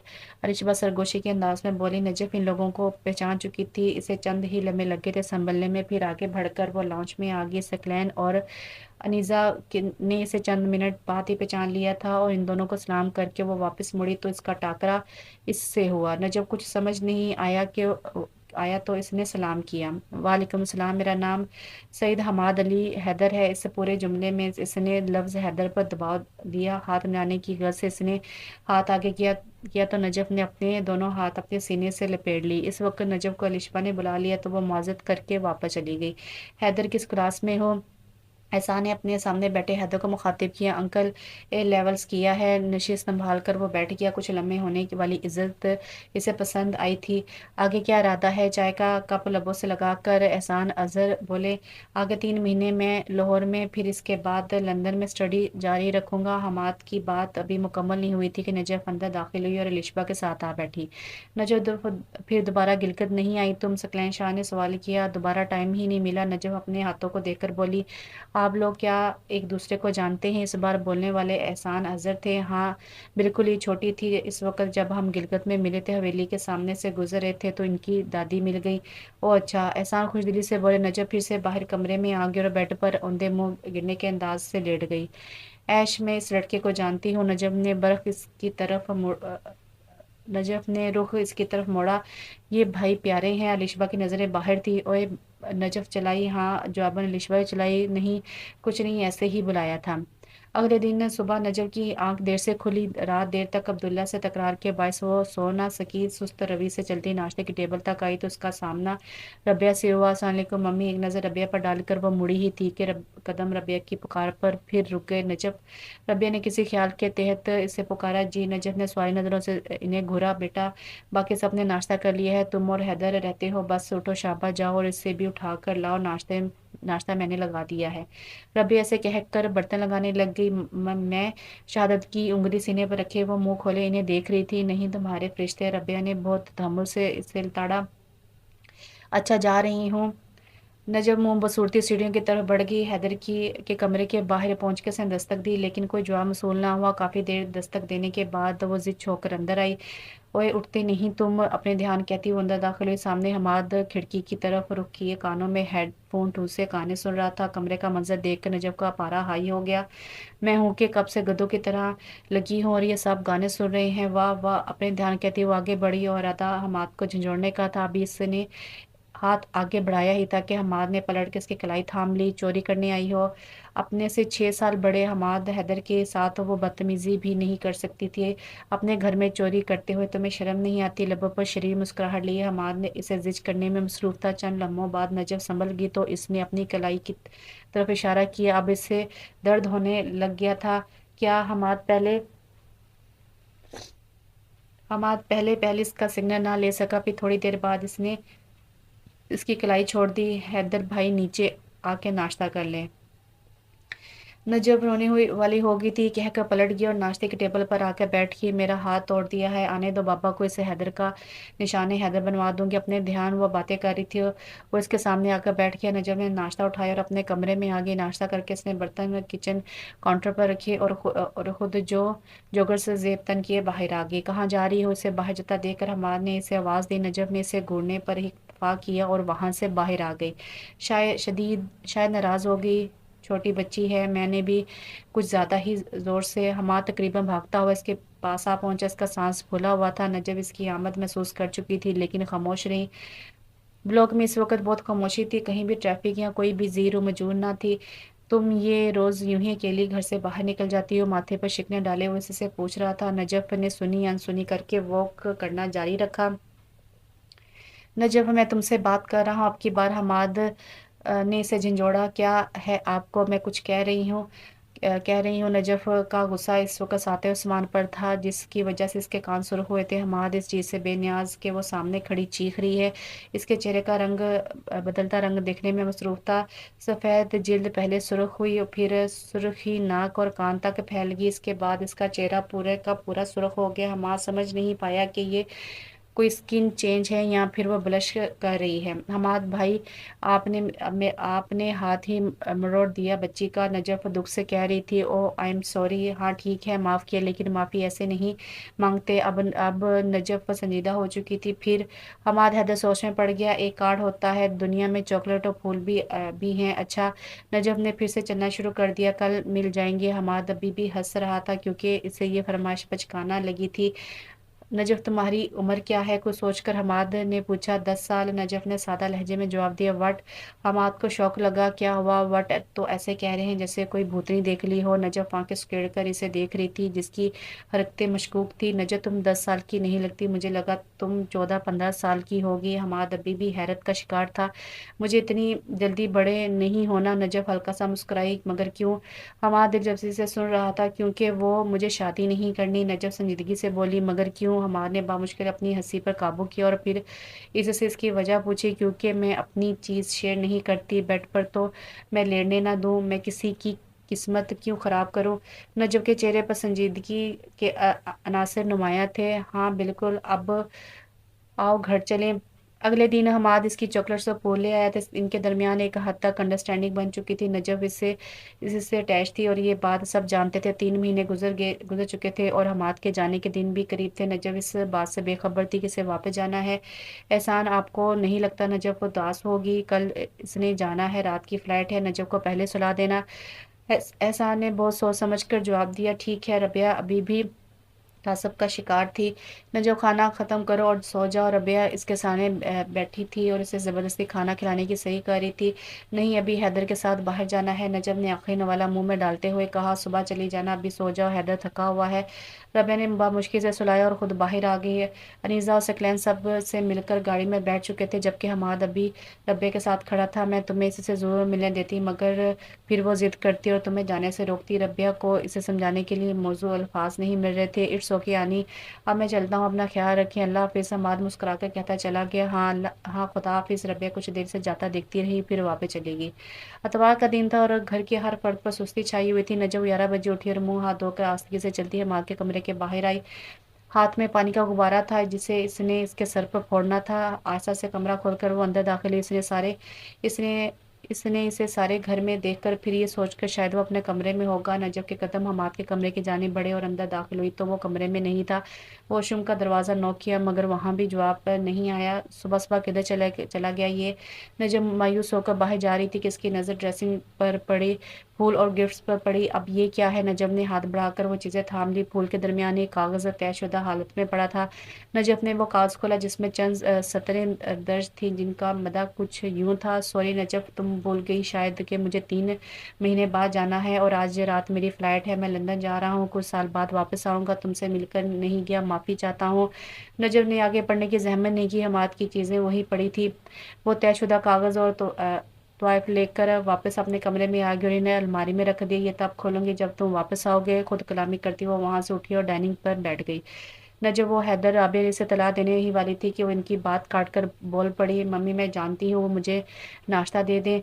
न जब शाइस्तगी से कहकर गिलास में पानी डेलने लग गई। राबिया को लगा था कि इसका रिएक्शन अच्छा खासा बुरा होगा, लेकिन वो आराम से नाश्ता कर रही थी। राबिया को फ़ोन की घंटी ने अपनी तरफ मतवज्जो किया। स्क्रीन पर हमाद का नाम जगमगा रहा था। राबिया ने फ़ोन उठा लिया। एक तरफा गुफ्तगू से नजफ अंदाज़ा लगा चुकी थी कि फ़ोन किसका है। नजफ हमाद से बात राबिया अपनी बात मुकम्मल कर रही थी कि वो उठकर बाहर चलेगी। दूसरी तरफ हमाद को यकीन था कि इसे वो नोट मिल चुका है, फिर भी ये रवैया वो हर्ट हुआ था और इस दिन के बाद इसने नजफ से बात करने की ख्वाहिश का इजहार नहीं किया। नजफ ने बीस से बात करने की जहमत नहीं की थी। इसका अक्सर इसका ख्याल ज़रूर आता था, लेकिन फिर अना गलबा पा लेती। हमाद को गए अब 9 साल हो चुके थे। नजब को इसकी कोई खबर नहीं थी वो कैसा है और कहाँ है। घर में भी दानास्ता तौर पर हमाद का जिक्र नहीं किया जाता था। नजब बाहर शाफिया आई है। राबिया ने बहुत मौजू अल्फाज में इसके सर पर बम फोड़ा था। शनाज की वफ़ात के बाद नजब की शाफिया से मुलाकात नहीं हुई थी और अब इसके यूं आने पर नजब को हकीकत میں خوشی محسوس ہو رہی تھی۔ وہ صوفے سے اٹھی اور باہر چلی گئی۔ شافی نجف جا کے سے لپٹ گئی۔ بچی بڑی ہو گئی ہے۔ شافی نے ایک نظر اس کے وجود پر ڈالی۔ نجف نے سیاہ رنگ کی شلوار قمیض پہن رکھی تھی، بال جوڑے کی شکل میں بندھے تھے، آدھے بال بندھے ہوئے تھے اور باقی کمر پر تھے۔ اب نظر بالوں سے چہرے پر گئی تو واپس آنا بھول گئی۔ اس کی آنکھیں اب بھی ویسی تھی لیکن اس وقت ان میں کافی سرخی تھی۔ شافی نجف کو اس کی نظریں عجیب لگیں۔ ہاں بہن جوبن شافیہ بھی اس کی انداز میں بولی، بہت دن بعد آئی، اب بھی نہ آتی۔ نجف اس کے ساتھ آ بیٹھی۔ شماس کی شادی ہے، اٹینڈ تو کرنی ہی ہے نا، ساتھ میں تمہارا بھی تو نکاح ہے۔ نجف کی مسکراہٹ سمٹ آئی۔ میرا نکاح؟ مگر کس سے؟ نجف اٹھی اور تیزی سے اپنے ماں باپ کے کمرے کی طرف بڑھ گئی۔ انیزہ ناشتہ کرنے میں مصروف تھی۔ جب وہ کچن میں داخل ہوا، سیاہ ٹی شرٹ اور ٹراؤزر میں ملبوس حماد کافی فریش نظر آ رہا تھا۔ تمہیں نہیں لگتا کہ اب تمہاری شادی ہو جانی چاہیے؟ کافی کا کپ میز پر رکھتے انہوں نے بات کا آغاز کیا۔ آف کورس ہو جانی چاہیے، لیکن مما کس سے کریں گی؟ حماد نے کافی کا کپ لبوں سے لگایا۔ نجف سے؟ انیزہ نے بہت سنجیدگی سے کہا، جس پر حماد نے کافی کا کپ واپس میز پر رکھ دیا۔ نہیں نجف مجھ سے بہت چھوٹی ہے، اسے منع کرنے کے لیے یہی بہانہ ملا تھا۔ تمہارے بابا مجھ سے 11 سال بڑے ہیں اور تم لوگوں کا اتنا ایج ڈفرنس نہیں ہے، کیا تم اسے پسند نہیں کرتے ہو؟ بتاؤ۔ انیزہ کو اس کی بات چبھی تھی۔ ماما میں اتنے عرصے سے اس سے نہیں ملا۔ حماد اب اصل بات پر اتر آیا۔ حماد کل کی ٹکٹس بک کراؤ، ہم پاکستان جا رہے ہیں، وہاں نجف سے بھی مل لینا اور اچھے سے دیکھ بھی لینا، یقیناً تمہیں وہ اچھی لگے گی۔ انیزہ اٹھ کر باہر چلی گئی۔ ماما مجھے بہت پہلے سے پسند ہے وہ۔ حماد کافی کا کپ ختم کر کے اپنے کمرے میں آ گیا اور اوندے منہ بیڈ پر لیٹ گیا۔ نجف و زہرا کبھی ذہن سے نکل بھی جایا کرو، ہاتھ میں تصویر لیے اس سے باتیں کر رہا تھا۔ نجف شافیہ کے پاس سے اٹھی اور تیزی سے اپنے بابا کے کمرے میں آ گئی۔ بابا آج پہلی بار وہ بغیر نو کی اندر آئی تھی، یقیناً آپ کو پتہ چل گیا ہے اسامہ برا لڑکا نہیں ہے۔ نجف کے ذہن کی اسکرین پر اسامہ کی تصویر نمودار ہوئی اور وہ بے یقینی سے اپنی ماں کو دیکھنے لگی۔ بابا کیا ہو گیا ہے آپ کو؟ مجھے اس سے شادی نہیں کرنی۔ رابعہ نے نجف کو بیٹھنے کا اشارہ کیا مگر وہ کھڑی رہی۔ اس سے نہیں کرنی تو پھر کس سے کرنی ہے؟ کسی اور کو پسند کرتی ہو؟ Do you have any boyfriend? مجھے بس اسامہ سے شادی نہیں کرنی ہے بابا، ہمارے درمیان کوئی انڈرسٹینڈنگ نہیں ہے، میں اسے پسند نہیں کرتی اور میں یہ نکاح بھی نہیں کروں گی۔ نجف اپنا فیصلہ سنا کر کمرے سے باہر آ گئی تھی۔ بچپن سے لے کر اب تک رابعہ اور احسان نے اس پر کوئی پابندی عائد نہیں کی تھی، اسے آزادی تھی، پھر یوں اچانک انہوں نے اس پر زمین ہی تنگ کر دی۔ اپنے کمرے میں آ کر اس نے دروازہ لاک کر دیا اور بیڈ پر لیٹ کے چہرہ تکیے میں چھپا کر روتے ہوئے وہ کب سوئے اسے پتہ نہ چلا۔ شام کے تقریباً 6 بجے نجف کی آنکھ دروازہ کھٹکھٹانے کی آواز سے کھلی۔ اس نے دروازہ کھولا تو سامنے الشبہ کھڑی تھی، اس کے ہمراہ شافیہ بھی تھی۔ نجف کا چہرہ دیکھ کر دونوں کو اندازہ ہو چکا تھا کہ وہ روتی رہی ہے۔ نجف الشبہ نے اسے شانے سے تھام کر بیڈ پر بٹھایا۔ پھپھو یہ سب کیا ہے؟ شافیہ کو خود اس کی حالت پر ترس آ رہا تھا۔ ایک فرمانبردار مشرقی بیٹی کا کردار ادا کرو اور ہاں کر دو۔ جہاں پر نجف نے چہرہ اٹھا کر شافیہ کو دیکھا وہیں الشبہ بھی ساکت ہو گئی۔ الشبہ جانتی تھی کہ نجف کس کو پسند کرتی ہے۔ تمہیں پتہ ہے نا نجف کے احسان بھائی بیمار ہیں اور تم جو انہیں کہہ کر آئی ہو اس کے بعد ان کی طبیعت اور خراب ہو گئی ہے۔ نجف تمہارے پاس انکار کی کوئی مناسب وجہ بھی نہیں ہے، ہاں کر دو پلیز۔ شافیہ اس کے مقابل بیٹھ گئی۔ آپ جا کر کہہ دیں ان سے، مگر میں ابھی نکاح نہیں کروں گی، صرف منگنی اور یہ ایک لازمی شرط ہے۔ نجف نے بہت سوچ سمجھ کر جواب دیا۔ وہ بچپن سے جسے چاہتی آئی تھی اس نے ایک بار بھی نہیں مڑ کر دیکھا۔ نجف یار! الشبہ کی آواز پر نجف کے آنسو تھمے۔ ہاں۔ نجف نے دائیں ہاتھ کی پوچھ سے آنسو صاف کیے، اس کی طرف دیکھا۔ ٹھیک کہہ رہی ہو تم۔ الشبہ پریشان تھی، اس کے دونوں ہاتھ اپنے ہاتھوں میں لیے وہ انہیں گرم کرنے کی کوشش کر رہی تھی جو برف سے زیادہ سرد تھے۔ کس کے لیے لڑوں؟ اپنے پیرنٹس سے بتاؤ مجھے، اس کے لیے جسے پرواہ نہیں ہے۔ میں تو یہ بھی نہیں جانتی کہ وہ مجھ سے پیار کرتا بھی ہے یا نہیں، یا پھر میں ہی ایک طرفہ محبت کو سپورٹ کر رہی ہوں۔ فرض کرو وہ پاکستان آتا ہے، اس کے ساتھ اس کی آئیڈیل وائف بھی ہو، پھر؟ نجف زیادہ سوچ رہی ہو تم؟ الشبہ نے اس کے ہاتھ اپنے چہرے پر رکھ لیے۔ میں ٹھیک ہوں یار، اب بابا کو دیکھ آؤ۔ اس نے خود کو کمپوز کیا، سر پر دوپٹہ لے کر باہر چلی گئی اور باہر اس کی خالہ اور ہونے والی ساس اسی کی انتظار میں بیٹھی تھی۔ نجف نے انہیں سلام کیا اور پھر ان کے ساتھ ہی بیٹھ گئی۔ میرے خیال سے مجھے مناسب فنکشن کرنا چاہیے تھا مگر میں ایسے ہی رنگ لے آئی۔ نجف جبرن مسکرائی۔ مجھے ویسے بھی فنکشن پسند نہیں ہیں۔ آسیہ نے ہاتھ بڑھا کر اس کا ہاتھ پکڑا اور اسے انگوٹھی پہنا دی۔ نجف نے ایک بار انگوٹھی کو دیکھا، پھر اجازت لے کر وہاں سے آگے احسان کے کمرے میں داخل ہوئی تو نظر ان پر پڑی جو بیڈ پر لیٹے ٹی وی دیکھنے میں مصروف تھے۔ ہاتھ پر سر اٹھا کر دیکھا تو نجف تھی۔ آؤ بیٹا۔ انہوں نے ہاتھ کے اشارے سے اسے بیٹھنے کا اشارہ کیا۔ اس نے احسان کے دونوں ہاتھ اپنے ہاتھ میں لے لیے۔ مجھے معاف، اسے الفاظ نہیں مل رہے تھے کہ اس کے منہ سے بس یہی الفاظ نکلے تھے، پھر آنکھوں سے آنسو جاری ہو گئے۔ وہ بہت روئی، پھر تھک کر اس نے سر اٹھایا تو احسان ہی اسے ہی دیکھ رہے تھے۔ بس اور نہیں رونا، مجھے امید ہے اب سب ٹھیک ہوگا، کچھ دوست آ رہے ہیں میرے، آپ جائیں اور جا کر اپنا حلیہ درست کریں۔ ینگ لیڈی وہ مسکرا کر اس سے کہہ رہے تھے، اس نے ہاتھ کی پشت سے اپنے آنسو صاف کیے اور اٹھ کھڑی ہوئی احسان کے کمرے سے نکلتی اس کی نظر سامنے کے منظر پر پڑی، 2 قدم پیچھے ہٹی، سامنے سے ایک لڑکا بلیک کلر کے 3 پیس میں ملبوس رابعہ سے مل رہا تھا۔ رشپا کی آواز پر نجف اس کی طرف متوجہ ہوئی جو اب اسے کسی بات کی تفصیل دے رہی تھی۔ حماد نے آنکھوں سے سن گلاسز ہٹائے اور سامنے کھڑی لڑکی پر پڑی سوالی نظروں سے ربیہ کی طرف دیکھا۔ جو لڑکی بلیک میں ہے وہ نجف ہے اور ساتھ الشبا۔ ربیہ نے اس کی نگاہوں کے تعاقب میں دیکھا تو وہاں نجف کھڑی تھی جو الشبا سے باتوں میں مصروف تھی۔ حماد کے چہرے پر خوشگوار حیرت تھی، سفید شلوار قمیض اور سرخ چہرے پر گال پر پڑنے والے ڈمپل۔ حماد اس کی جانب بڑھا لیکن تب تک وہ گارڈن میں جا چکی تھی۔ حماد اس کے پیچھے چل دیا۔ رشپا کی بات سن کر وہ باہر گارڈن میں آ بیٹھی، اسے آہٹ کا احساس ہوا تو پیچھے مڑ کر دیکھا، وہاں حماد کھڑا تھا۔ اسے آتا دیکھ کر وہ وہاں سے جانے کے لیے کھڑی ہو گئی۔ رکو میری بات سنو، حماد نے اسے کلائی سے پکڑ کر واپس سیڑھیوں میں بٹھا دیا۔ نجف ناراض ہو، نجف نے ایک طرف اپنی کلائی کو دیکھا جو ابھی بھی اس کے ہاتھ میں تھی، بالکل ویسے ہی جیسے 9 سال پہلے اس نے اسے یوں ہی تھاما تھا۔ اس وقت وہ ناراض ہو کر چلی گئی تھی مگر اب حالات بدل چکے تھے۔ جو شخص آنکھوں میں دنیا جہاں کی معصومیت لیے اس سے ایک بے تکا سوال پوچھ رہا تھا وہ نجف کا بہت عزیز تھا، وہ آج بھی ویسے ہی ازل سے بیوقوف جسے یہی نہیں پتا تھا کہ بات کیسے کرتے ہیں۔ نہیں میں ناراض نہیں ہوں، میں پٹاخے پھوڑ رہی ہوں ادھر بیٹھ کر۔ نجف ہلکا سا مسکرائی، یہ ایک اشارہ تھا کہ وہ ناراض نہیں ہے، وہ ہو بھی نہیں سکتی تھی۔ نجف مجھے کچھ ضروری بات کرنی ہے تم سے۔ حماد اب اصل مقصد کی جانب بڑھ رہا تھا، نجف کی کلائی ابھی بھی تھام رکھی تھی۔ سن رہی ہوں؟ نجف نے چہرہ دوسری طرف کر لیا، یوں بار بار اس کو دیکھنا بہت مشکل کام تھا۔ نجف میں ایک پریکٹیکل سا بندہ ہوں، تمہیں بہت عرصے سے جانتا ہوں، تم سے رابطہ نہیں کر سکا، بہت غصہ تھا۔ اگر میں نے نہیں بات کی تو تم نے بھی نہیں کی، لیکن میں تمہیں بھولا نہیں تھا۔ وہ ایک لمحے کے لیے رکا، کلائی پر گرفت اب اور مضبوط ہو چکی تھی۔ اگر میں یہ کہوں کہ تم مجھے اچھی لگتی ہو، پھر نجف کو لگا کہ اس کا دل کسی بھی لمحے دھڑکنا چھوڑ دے گا، اس کی دھڑکن بے ترتیب ہو گئی تھی۔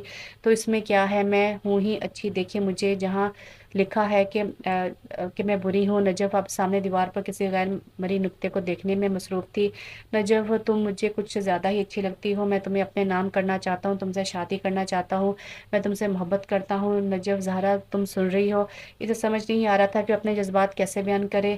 دیر کر دی برداشت سے نجف کی آنکھیں سرخ ہو گئی تھی۔ کیا مطلب دیر کر دی؟ حماد اب حیران ہو گیا تھا۔ نجف نے اپنا ہاتھ آگے کیا جس میں اس نے انگوٹھی پہن رکھی تھی۔ حماد کچھ دیر اس انگوٹھی کو دیکھتا رہا، پھر تیش میں آ کر اس نے وہ انگوٹھی اتار کر پھینک دی۔ اس نے نجف کو اپنے قریب کھینچا، ہاتھ آگے کرو اپنا نجف، وہ گھرایا۔ نجف کانپ اٹھی اور اس نے ہاتھ آگے کر دیا۔ حماد نے اسے انگوٹھی پہنا دی۔ میری ایک بات سن لو، تم کچھ بھی ہو جائے تم میری ہو، ٹھیک ہے؟ ہاں ٹھیک ہے۔ نجف وہ فوراً سے پہلے اٹھی اور اندر چلی گئی۔ دونوں اس بات سے بے خبر تھے کہ آسیہ وہ سب دیکھ چکی تھی۔ کیا نجف حماد کو پسند کرتی ہے؟ ذہن میں بہت سارے سوال لیے وہ سب کو خداحافظ کہہ کر وہاں سے روانہ ہو گئی۔ ارسلان یاد ہے؟ نجف شافع کے ہمراہ سیڑھیوں میں بیٹھی چائے کے گھونٹ بھر رہی تھی۔ اس سب کے بعد حماد کے سامنے نہیں گئی۔ اس اچانک سے کیے گئے سوال پر نجف نے مڑ کر شافیہ کو دیکھا۔ شافیہ نے اس کی آنکھوں میں جھانکا جہاں نفرت کے سوا کوئی تاثر نہیں تھا۔ یاد ہے؟ اس جواب پر شافیہ گھبرا گئی، وہ سمجھی تھی کہ شاید نجف سب بھول کر آگے بڑھ گئی، یہ باتیں اسے یاد نہیں ہوں گی۔ نجف تمہارا باپ کا لیپ ٹاپ میرے پاس ہے، کورٹ میں کیس کر دیں، اب ہمارے پاس پاور ہے، اس وقت نہیں تھی۔ نجف کی نظریں ابھی بھی چائے کے کپ پر مرکوز تھی۔ شافیہ کی بات سن کر اسے کوئی حیرت نہیں ہوئی۔ شافیہ آپ نے کہا تھا کہ میں اپنا انصاف اللہ پر چھوڑ دوں، میں نے چھوڑ دیا، اب میں بس انتظار کر رہی ہوں کہ کب اللہ اسے آسمان سے زمین پر گرائے۔ شافی اب ہم اس بارے میں نجف ابھی آگے کہنے ہی والی تھی کہ اس کا موبائل بج اٹھا۔ ہاتھ بڑھا کر موبائل پکڑا تو اسکرین پر روشن نام دیکھ کے اس کو حیرت ہوئی۔ خود کو کمپوز کر کے اس نے فون اٹھایا۔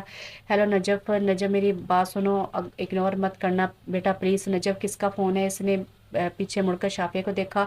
اس وقت اس کے چہرے پر جو تھا شافیہ وہ پہچان نہ سکی، بے تاثر چہرہ لیے اس نے اپنے لب ہولے سے ہلائے۔ ارسلان چاچو کی بیوی۔ اب کی بار شافیہ کو بھی حیرانی ہوئی تھی۔ نجف اسپیکر پر کرو۔ شافیہ کی بات مانتے ہوئے اس نے فون کا اسپیکر آن کر دیا۔ جی چاچی، اسے علیزہ کی آواز رندی ہوئی محسوس ہو رہی تھی۔ تمہارے چاچو کا ایکسیڈنٹ ہوا ہے نجف، پلیز تم اور شافی آ کر ان سے مل لو، میں چاہتی ہوں کہ جو بوجھ ان کے کندھوں پر ہے اسے آ کر اتار دو، تمہیں خدا کا واسطہ ہے، میں ستار کا نام وغیرہ تمہیں ٹیکسٹ کر رہی ہوں، منع مت کرنا۔ نجف کے چہرے پر نرمی پھیل گئی، اس نے دلاسا دیکھ کر کال بند کر دی۔ شافیہ چلے میرے میرے ساتھ شافیہ نے کوئی بات نہیں کی، خاموشی سے قدم اٹھائے اور اس کے ساتھ گاڑی میں آ کر بیٹھ گئی۔ تمام راستے ان دونوں نے صرف ماضی کی باتوں کو چھیڑا تھا۔ گاڑی اب لاہور کے مشہور اتفاق ہسپتال کے آگے کھڑی تھی۔ گاڑی سے اترتے وقت نجف کا چہرہ بے تاثر تھا۔ وہ سمجھ نہیں پا رہی تھی کہ کس طرح ریئیکٹ کرے، لیکن اسے دل سے افسوس تھا۔ نجف شافیہ کی ہمراہ اس کمرے میں داخل ہوئی جدھر سلام ملک بستر پر لیٹے تھے۔ وہ شخص جو کبھی بہت وقار سے چلا کرتا تھا، جس کو خود پر بہت غرور تھا، آج اسے اللہ نے آنکھیں کھولنے سے بھی محتاج کر دیا تھا۔ اس کو اللہ نے آسمان سے زمین پر گرایا تھا۔ بے شک اللہ بہترین انصاف کرنے والا ہے۔ نجف کی دعا قبول ہو چکی تھی، مگر ہوئی بھی کب؟ اس وقت جب اس کی نفرت ختم ہو گئی ہے، اس وقت جب 13 سال کی نفرت اب ہمدردی میں بدل چکی تھی۔ شافیہ نے ایک نظر اسلام کے وجود پر ڈالی۔ وہ بے سد پڑا تھا۔ ڈاکٹرز کا کہنا تھا کہ وہ معذور ہو چکا ہے، اس کے ٹھیک ہونے کے بہت کم امکانات ہیں۔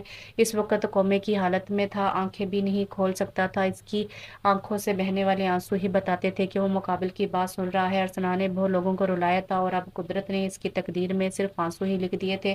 میں نے آپ کو معاف کیا بھائی، مجھے سے یہاں اور کھڑا نہیں ہوا جا رہا۔ اللہ آپ کے حال پر رحم کرے، مجھ سے برداشت نہیں، میں چلتی ہوں۔ شافیہ کی آنکھوں میں آنسو تھے۔ اس شخص نے اس کے ساتھ جو کچھ بھی کیا، وہ ایک طرف بلائے شافیہ سے اس کی حالت برداشت نہیں ہو رہی تھی۔ نجف شافیہ کے جانے کے بعد آگے بڑھی اور ارسلان کا ہاتھ اپنے ہاتھوں میں لیا۔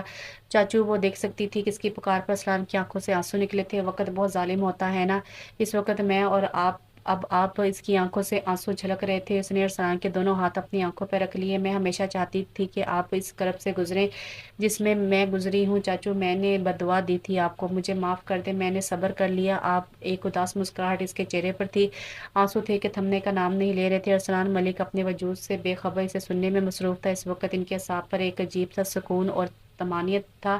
نجف نے ان کے ہاتھوں پر اپنی گرفت پہلے سے زیادہ مضبوط کر لی۔ میں ہوتی کون ہوں آپ کو معاف نہ کرنے والی؟ آپ لالچ میں اندھے ہو گئے تھے چاچو، مگر مجھے خوشی ہے کہ آپ کو اپنی غلطی کا احساس ہے۔ میں اپنی زندگی میں بہت خوش ہوں اور چاہتی ہوں آپ بھی سب بھول کر آگے بڑھیں جیسے میں بڑھ گئی ہوں۔ میرے پاس آپ کے خلاف بہت ثبوت تھے، مگر میں نے وہ مٹا دی۔ اللہ نے انصاف کیا، مگر اب یہ انسان مجھے تکلیف دے رہا ہے۔ میں آپ سے روز ملنے آؤں گی اور انشاءاللہ آپ بہت جلد اپنے قدموں پر کھڑے ہو جائیں گے۔ میں اب چلتی ہوں۔ نجف نے ایک نظر ان کے وجود پر ڈالی، ان کا کمر درست کر کے وہ باہر گاڑی میں آ کر بیٹھ گئی جدھر شافیہ اس کا انتظار کر رہی تھی۔ سارا راستہ خاموشی سے طے ہوا، دونوں کے درمیان کوئی بات نہیں ہوئی۔ گھر پہنچ کر نجف کی نظر حماد پر پڑی جو شاید اسی کا انتظار کر رہا تھا۔ نجف نے ایک نظر اسے دیکھا، سیاہ ٹراؤزر پر سیاہ رنگ کی ہی ٹی شرٹ پہنے، ہلکی بڑی ہوئی شیو اور بکھرے بالوں کے ساتھ حماد کا وجود بہت پرکشش لگ رہا تھا۔ حماد خود پر نظر پڑنے والی نظر محسوس کر چکا تھا، سامنے ہی وہ کھڑی تھی۔ لمحے بھر کو ان دونوں کی نظریں ملی، پھر نجف تیزی سے وہاں سے نکل آئی، اپنے کمرے میں آ کے دروازہ بند کر لیا۔ نجف کی آنکھ صبح 10 بجے کھلی تھی۔ آج وہ خلاف معمول بہت دیر سے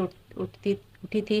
یہ شاید دن بھر لیے جانے والے سٹریس کا اثر تھا، کچھ اور یہ چیز اسے کبھی سمجھ نہیں آئی تھی۔ نجف سست روی سے اٹھی، پیروں میں سلیپر پہن کے اس نے واش روم کا رخ کر لیا۔ تقریباً 15 منٹ بعد وہ باہر آئی۔ اب اس نے سیاہ فراک زیبتن کر رکھی تھی جس کے نیچے اس نے گاڑھے سرخ رنگ کی جینس پہن رکھی تھی۔ اسی رنگت کا دوپٹہ گلے میں ڈالے وہ آئینے کے سامنے آ کر کھڑی ہوگی۔ ایک نظر اپنے سرپائی پر ڈالنے کے بعد اس نے اپنے بالوں کو کیچے سے ذات کر دیا۔ لمبے بھورے بال کسی آبشار کی صورت اس کی کمر پر گر رہے تھے جن پر سے کچھ لٹیں اس کے سرخ و سفید چہرے کو چھو رہی تھی۔ اب اسے اپنے بالوں سے جنگ کرنی تھی۔ اسے تقریباً 10 منٹ لگے تھے اپنے بالوں کو سیٹ کرنے میں۔ بقول نجف کے کہ وہ اپنے بال کٹوانا چاہتی تھی، لیکن ہر بار رابعہ اسے مرچوں والے ڈنڈے سے کوٹنے کی دھمکی دیتی تھی جس پر وہ ہنس کر بات اڑا دیتی تھی۔ کمرے سے باہر آ کر اس کا سامنا اسامہ سے ہوا اور اس کے چہرے پر ناگواری کے اثرات نمایاں ہوئے۔ نجف، تم نے اپنے بال کیوں کھولے؟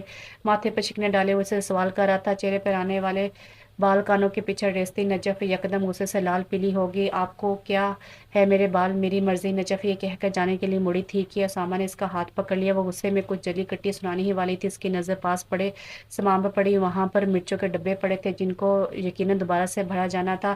نجف کے ذہن میں ایک شرارت ابھری اور اس نے ہاتھ بڑھا کر لال مرچیں اپنی مٹھی میں بھر لیں اور پیچھے مڑ کر اس نے وہی مرچیں اسامہ کی طرف پھینک دی۔ اسامہ اس کے لمبے بالوں کو دیکھنے میں محور تھا۔ اس اچانک سے کیے گئے حملے نے اسے پریشان کر دیا۔ اس نے نجف کا ہاتھ جھٹ کر اپنی آنکھوں پر ہاتھ رکھ لیے۔ نجف موقع کو غنیمت جان کر وہاں سے نکل آئی۔ لون میں پہنچ کے اس نے اپنی مسکراہٹ دبائی۔ اب اس کا ارادہ رابعہ کے پاس جانے کا تھا جو سیب کاٹنے میں مصروف تھی۔ نجف ان کے پاس بیٹھ گئی اور سیب پکڑ کر کھانا شروع کر دیا۔ نجف میں کاٹ دیتی ہوں، اور رابعہ نے اسے آفر کی، نہیں آپ اکیلی بیٹھ کر کھائیں اور ادھر اولاد بھلا بھوکی مر جائے ہوں۔ اچھا ماما آپ کو ایک مزے کی بات بتاؤ۔ نجف کی آنکھوں میں شرارت نمایاں تھی۔ ہاں ضرور بتاؤ، آپ کس کی قسمت ڈوبی؟ ان کے سوال پر نجف نے کچھ دیر پہلے ہونے والے تمام واقعات دہرائے۔ نجف تم نے بخشا کیوں نہیں بیچارے کو؟ رابعہ اس کی تازہ ترین حرکت سن کر کانوں کو ہاتھ لگاتی بولی، ایسے ہی بخش دیتی ماما، بڑا ہے مجھے ڈانٹنے والا۔ سیب کھاتے نجف چڑھ کر بولی تھی، کمر تک آتے بال آج اس نے باندھنے کی زحمت نہیں کی تھی۔ نجف ایک بات تو بتاؤ۔ رابعہ کچھ سوچ کر بولی، یہ تم اتنا بول کیسے لیتی ہو؟ رابعہ نے اسے چڑھانے کے لیے ایک اور سوال پوچھا۔ ماما یکدم نجف سنجیدہ ہو گئی اور رخ ان کی طرف پھیر لیا۔ میرا منہ میری مرضی۔ جہاں رابعہ سوچ رہی تھی کہ یہ کچھ سنجیدہ سا جواب دے گی، وہیں نجف اپنا المشہور میری مرضی والا تکیہ کلام بول کر چلتی بنی، کیونکہ وہ جانتی تھی اب فلائنگ چپل رسید ہونے لگی۔ رات کے 11 بجے تھے۔ ہر طرف خاموشی کا پہرا تھا۔ اس پر چاند کی ہلکی روشنی، ستاروں کی موجودگی نے آسمان کا ایک دلکش نظارہ پیش کیا ہوا تھا۔ نجف 9 بجے اپنے کمرے میں آئی، پھر سونے کے لیے لیٹی، مگر نیند آنکھوں سے کوسوں دور تھی۔ جب اسے لگا کہ نیند کا کوئی بھی نام و نشان نہیں ہے تو وہ اٹھ کر بیٹھ کے اس نے اس وقت سفید رنگ کی قمیض زیب تن کر رکھی تھی جس پر سیاہ رنگ کی کڑھائی ہاتھ سے کی گئی تھی، اور ساتھ میں اس نے سیاہ رنگ کی جینس پہنے رکھی تھی۔ بلا شبہ وہ رقص حلے میں بھی بہت خوبصورت لگ رہی تھی۔ بال لمبے اب کیچر میں مقید تھے، آنکھوں میں سرخی نمایاں تھی۔ اسے نیند آ رہی تھی، لیکن جب وہ آنکھیں بند کرتی تو پھر سے نیند غائب ہو جاتی۔ اس کی نظریں اب اپنے ہاتھوں پر مرکوز تھی۔ انگلی میں حماد کی پہنی ہوئی انگوٹھی جگمگا رہی تھی۔ ابھی وہ اپنی سوچوں میں ہی غرق تھی کہ سائڈ ٹیبل سے اس کا موبائل بجا تھا۔ اف، یہ آدھی رات کو کس سے موت پڑی ہے؟ نجف نے منہ میں بڑبڑاتے ہوئے موبائل پکڑ لیا۔ اسکرین پر حماد کا بھیجا گیا ٹیکسٹ جگمگا رہا تھا، بالکونی میں آؤ۔ نجف کو ٹھنڈ میں اپنا بستر چھوڑ کر جانا بہت برا لگ رہا تھا۔ وہ اٹھی، پھر پیغام درج کرنے لگی، پھر لمحے کو رک کر پھر دوبارہ لکھنے لگ گئی۔ کیوں اس وقت آپ نے انڈے بیچنے ہیں؟ نجف پہلے ہی بور تھی، اوپر سے حماد اسے چھیڑ بیٹھا تھا۔ آ رہی ہو کہ نہیں؟ حماد نے اس کا میسج دیکھ کر مسکراہٹ ضبط کی، پھر رپلائی بھیج دیا۔ کچھ ہی دیر بعد وہ طرح طرح کے منہ بناتی اپنے کمرے کی بالکونی میں کھڑی تھی۔ دسمبر کی یک ٹھنڈ نجف پر کوئی اثر نہیں کر رہی تھی۔ دوسری طرف حماد ایک سویٹر پہنا ہوا تھا۔ نجف کی نظر اس پر پڑی تو وہ پہلے سے ہی اسے دیکھنے میں مصروف تھا۔ موبائل کی بیپ نے نجف کی توجہ اپنی طرف مبذول کر لی۔ نجف، میرے پیرنٹس صبح تمہارے ڈیڈ سے بات کریں گے، وہ منع نہیں کر سکتے بابا کو۔ آئی ڈونٹ کیئر کہ اگر تمہارا رشتہ تمہارے سو کالڈ کزن سے طے ہوا ہے، اگر منع کر بھی دیا تو پھر بھی میں یہ شادی نہیں ہونے دوں گا۔ حماد نے ٹیکسٹ ٹائپ کیا، پھر اسے دیکھا اور اب اپنے موبائل پر حماد کا میسج پڑھ رہی تھی۔ زندگی ہمیشہ ہمیں دو ہی رستے دکھاتی ہے حماد، خوبصورت دھوکہ اور بدصورت سچ، اور ہم میں سے اکثر لوگ خوبصورت دھوکے کا ہی انتخاب کرتے ہیں۔ میں نہیں جانتی کہ بابا کا ری ایکشن کیا ہوگا، مگر میں بدصورت سچ تسلیم کرنا چاہتی ہوں، اور وہ یہ ہے کہ آپ اور میں ایک نہیں ہو سکتے۔ اس کا میسج پڑھ کر حماد نے اپنے ہونٹ بھینچ لیے اور وہ وہاں سے چل دیا، لیکن نجف رات کے وہیں کھڑی رہی۔ بہت دیر تک وہ اس جگہ کو دیکھتی رہی جہاں کچھ دیر پہلے حماد کھڑا تھا، پھر اس نے نظریں آسمان پر موجود ستاروں کے جھرمٹ پر مرکوز کر لی۔ تھک کر اس نے قریب پڑی کرسی پر بیٹھنے کا ارادہ کیا۔ صبح تقریباً 6 بجے اس کی نظر حماد پر پڑی جو شاید باہر جا رہا تھا۔ حماد سے دیکھ چکا تھا۔ نجف نے ایک نظر اس پر ڈالی، پھر واپس مڑ گئی۔ بیڈ پر لیٹتے ہوئے اس کے موبائل پر بیل بجی جس پر حماد کا میسج گیا پیغام جگمگا رہا تھا، اور ابھی کوئی کہتا ہے کہ ہم ایک نہیں ہو سکتے، جبکہ وہ رات کے وہیں سی جگہ کو دیکھتا رہا جدھر میں کھڑا تھا۔ نجف اس کا پیغام پڑھنے کے بعد اپنا سر تھام کر بیٹھ گئی۔ خوش فہمیاں جناب، پیغام بھیج کر اس نے موبائل بند کر دیا، سو گئی۔ السلام علیکم نانو۔ صبح نجف کی آنکھ کھلی تو اس نے آمنہ کو اپنے پاس بیٹھا پایا۔ کیسی ہو نجف؟ وہ اس کے بال ٹھیک کرتے ہوئے بولی۔ نجف شروع سے ہی ان کے قریب رہی تھی۔ ٹھیک ہوں، اور آپ؟ نجف نے اپنا سر ان کی گود میں رکھ لیا، اس پر سستی چھائی ہوئی تھی۔ میں بھی ٹھیک ہوں۔ نجف تم نماز کیوں نہیں پڑھتے؟ انہوں نے ہمیشہ کی طرح اسے نصیحت کی تھی۔ نانو پتہ نہیں کیوں اب لگتا ہے اگر اور کچھ مانگوں تو جو ہے وہ بھی چھین لیا جائے گا۔ تم کیوں نہیں سمجھتی کہ اللہ تمہیں مایوس کرے گا؟ مایوسی گناہ ہے بچے۔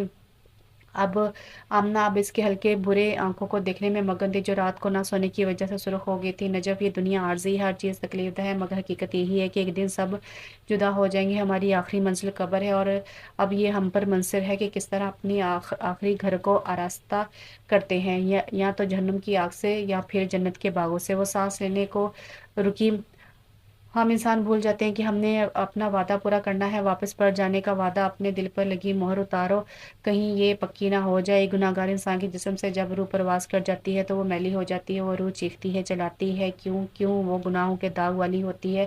انہوں نے رکے سے دیکھا، اس کا چہرہ بے تاثر تھا۔ کبھی کبھی انسان کا رونے کا بہت دل کرتا ہے، نہ جب نہ کوئی بات ہوئی ہوتی ہے اور نہ کچھ اور، مگر پھر بھی رونے کو بہت جی چاہتا ہے۔ ایسا کیوں ہوتا ہے؟ کیونکہ آپ کی روح پر زخم آئے ہوتے ہیں، وہ دل نہیں روتا، اس وقت روح روتی ہے، کیونکہ روح کی غذا ذکر الہی ہے جو اس سے نہیں ملتا۔ آمنہ نے اسے بغور دیکھا جو اسے سننے میں مصروف تھی۔ نجف پر ان کی باتوں کا گہرا اثر پڑا تھا، وہ بستر سے اٹھی اور نہانے چلی گئی۔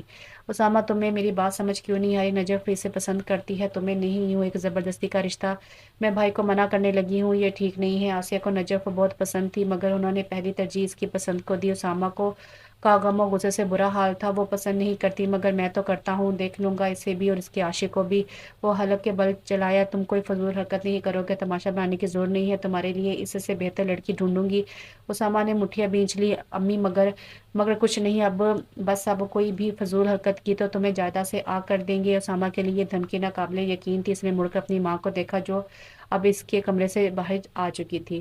نہا کر جیسے وہ باہر آئے تو اس کا سامنا عبداللہ سے ہوا۔ نجف کو یکدم لگا کہ جیسے اس کے پاؤں کے نیچے کوئی عجیب سا چپک گیا ہو۔ اس نے اپنے پاؤں سیدھا کیا تو اس پر چوئمنگ لگی تھی۔ ایک منٹ کے اندر وہ عبداللہ کا یوں اچانک سامنے آنا سمجھ گئی۔ اف عبداللہ، تمہیں سکون نہیں ہے؟ شیطان کے چیف منسٹر! نجف رونی ہو کر واپس مڑی اور اس نے طے کر لیا کہ ننگے پاؤں گھر میں چہل قدمی نہیں کرے گی۔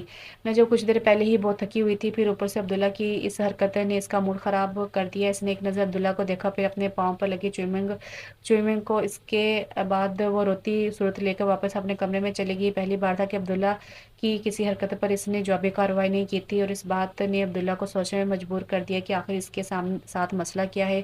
اسے وہاں بیٹھے اب تقریباً آدھا گھنٹہ ہو چکا تھا، پھر موبائل جیب میں رکھ کر وہ اٹھ کھڑا ہوا۔ کچھ دیر وہیں کھڑا رہنے کے بعد وہ واپس جانے کے لیے گھر سے پلٹا تو ایک ٹماٹر آ کر اس کے چہرے پر رسید ہوا، پھر یک بعد دیگر اسے انڈوں اور ٹماٹروں سے نوازا گیا۔ وہ اس حملے کے لیے تیار نہ تھا۔ کچھ دیر بعد وہ سنبھلا تو اس نے اپنے سامنے نجف کو دیکھا جس کا ہنسی سے برا حال تھا۔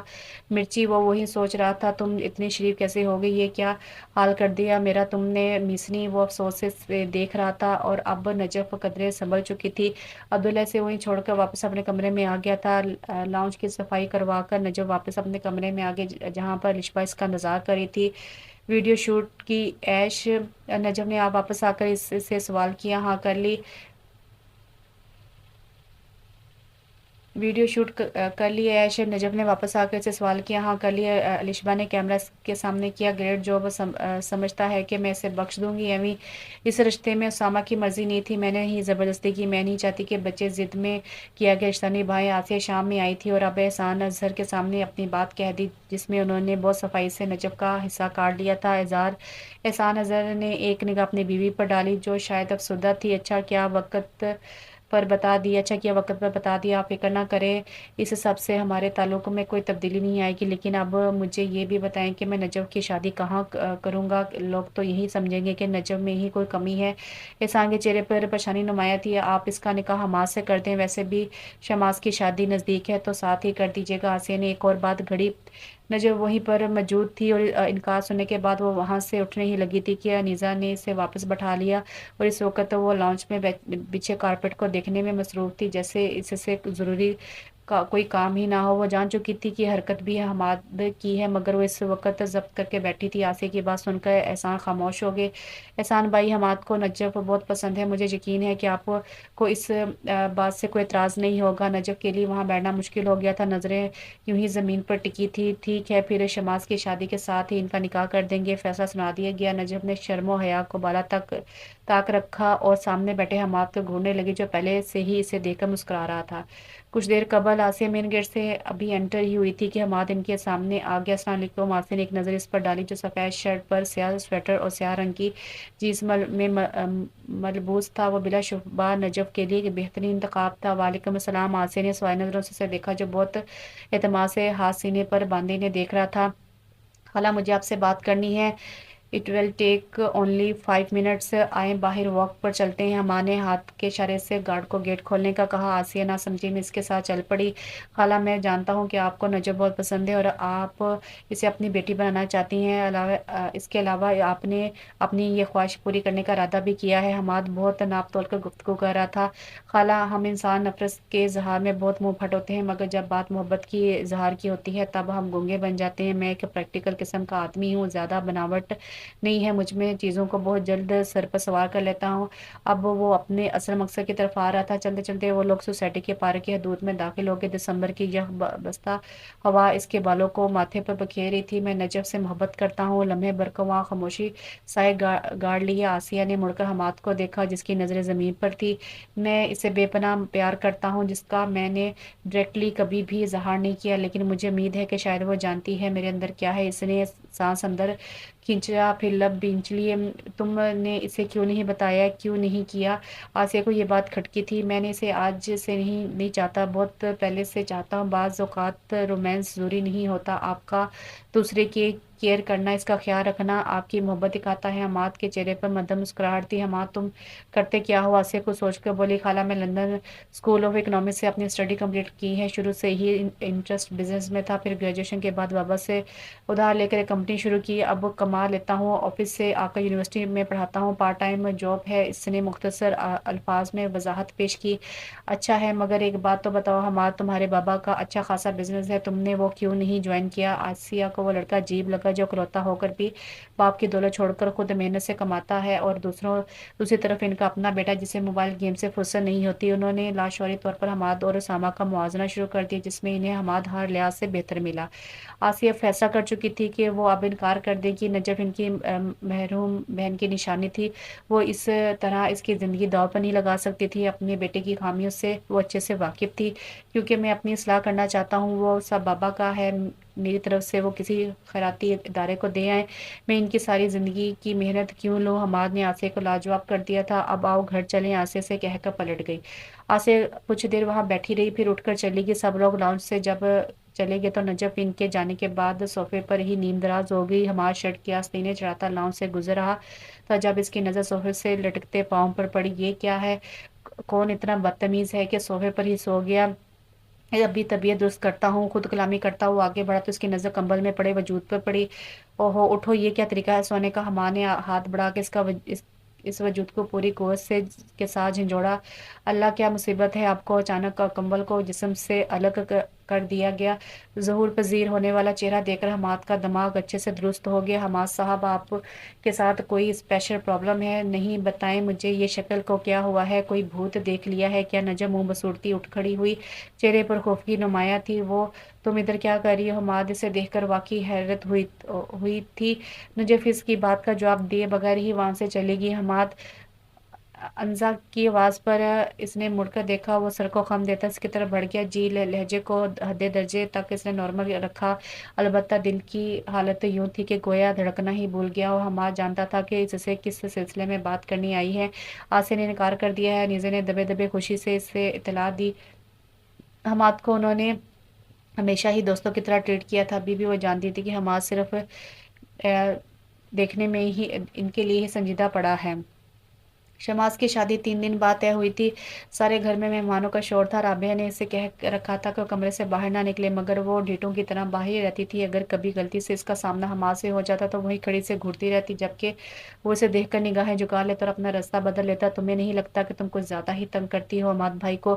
مونگ پھلی منہ میں ڈالتے ہوئے الیشبا نے اس سے سوال پوچھا تھا۔ اور تمہیں نہیں لگتا کہ وہ کچھ زیادہ ہی بلش کرتا ہے، جیسے میں اس کا شوہر ہونے والا شوہر ہوں اور وہ میری بیوی؟ ایویں توبہ کرو نجف تم، الیشبا سے گھور کر بولی۔ نجف کچھ کہنے ہی والی تھی کہ اس کی نظر الیشبا پر پڑی جو اس کے پیچھے دیکھ رہی تھی۔ وہ پیچھے مڑی تو اس کے ہاتھ حماد کے سینے پر لگے، وہ اتنی ہی شدت سے لگے کہ اس کی چوڑیاں ٹوٹ گئیں۔ ہیلو شوہر، سوری حماد۔ وہ حقیقتاً گڑبڑا گئی، جانے کے لیے مڑی تو حماد سامنے آ گیا۔ کدھر جا رہی ہے؟ وہ دیکھ چکا تھا کہ نجف کی حالت غیر ہو رہی ہے، اس لیے اس نے اسے جانے دیا۔ اگلے دن شام تک اس کی حماد سے کوئی بات نہیں ہوئی تھی اور نہ ہی ملاقات. شام کو وہ عبداللہ کے حکم پر اس کے کپڑے پر استری کر رہی تھی. بالوں کو کیچر میں مکید سرخ و سیاہ رنگ کی شلوار قمیض پہن کے انتہائی رفولے میں بھی وہ بہت خوبصورت لگ رہی تھی. اگر کوئی وہاں سے گزرتا تو اسے ایک نظر ضرور دیکھتا. وہ اپنے کام میں مصروف تھی. جب اسے اپنی گردن پر کسی کے لمس کا احساس ہوا وہ کرنٹ کھا کے پیچھے مڑی تو وہاں اسامہ کھڑا تھا. یہ کیا تھا؟ اس کے رخسار غصے سے سرخ ہو گئے. یہ تھا. اس نے پھر سے اپنا ہاتھ اس کے سراہی نما گردن کی طرف بڑھایا مگر اس بار اس نے اس کا وہ ہاتھ وہیں سے پکڑ لیا. نجف اس بات سے بے خبر تھی کہ حماد نے اسے اسامہ کا ہاتھ پکڑتے دیکھ لیا. حماد افسوس سے سر جھٹکتا وہاں سے نکل آیا. نجف کچھ پل رکی. پھر جب اسامہ کی عجیب نظریں اسے خود پر محسوس ہوئیں تو اس نے ایک تھپڑ کھینچ کر اس کے چہرے پر دے مارا. اسامہ کو اپنی بے عزتی محسوس ہوئی تو اس نے آگے بڑھ کر اسے بازو سے پکڑنا چاہا تو نجف نے گرم استری اس کے ہاتھ پر رکھ دی. یہ وار اسامہ برداشت نہیں کر پایا. اس کی پیٹھ پر ایک مکہ رسید کر کے وہ وہاں سے آگے کچن میں آ کر وہ ربیہ کے ساتھ کھڑی پانی پینے لگی. کچھ ہی دیر بعد اسامہ وہاں آ گیا.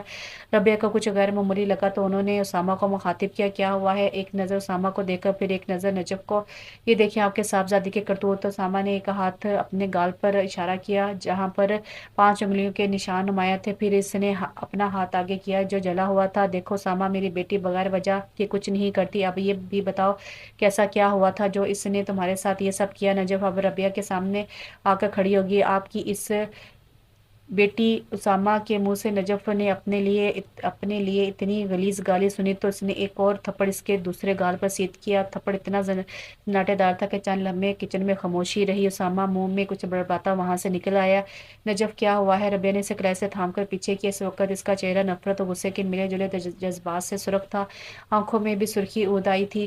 اس نے 1 منٹ کی بھی تاخیر نہ کی اور ربیہ کو سب بتا دیا. ماما آج اگر اس کو کچھ نہ کہتی ٹپیکل لڑکیوں کی طرح اگنور کر دیتی تو اس کا حوصلہ بڑھتا اس کی ہمت بڑھتی اور کل کچھ اور کرتا. ایسے لوگوں کے ہاتھ شروع میں ہی کاٹ دینے چاہیے تاکہ مزید کچھ نہ ہو. نجف نے گلاس میں پانی ڈالا اور پینے لگی.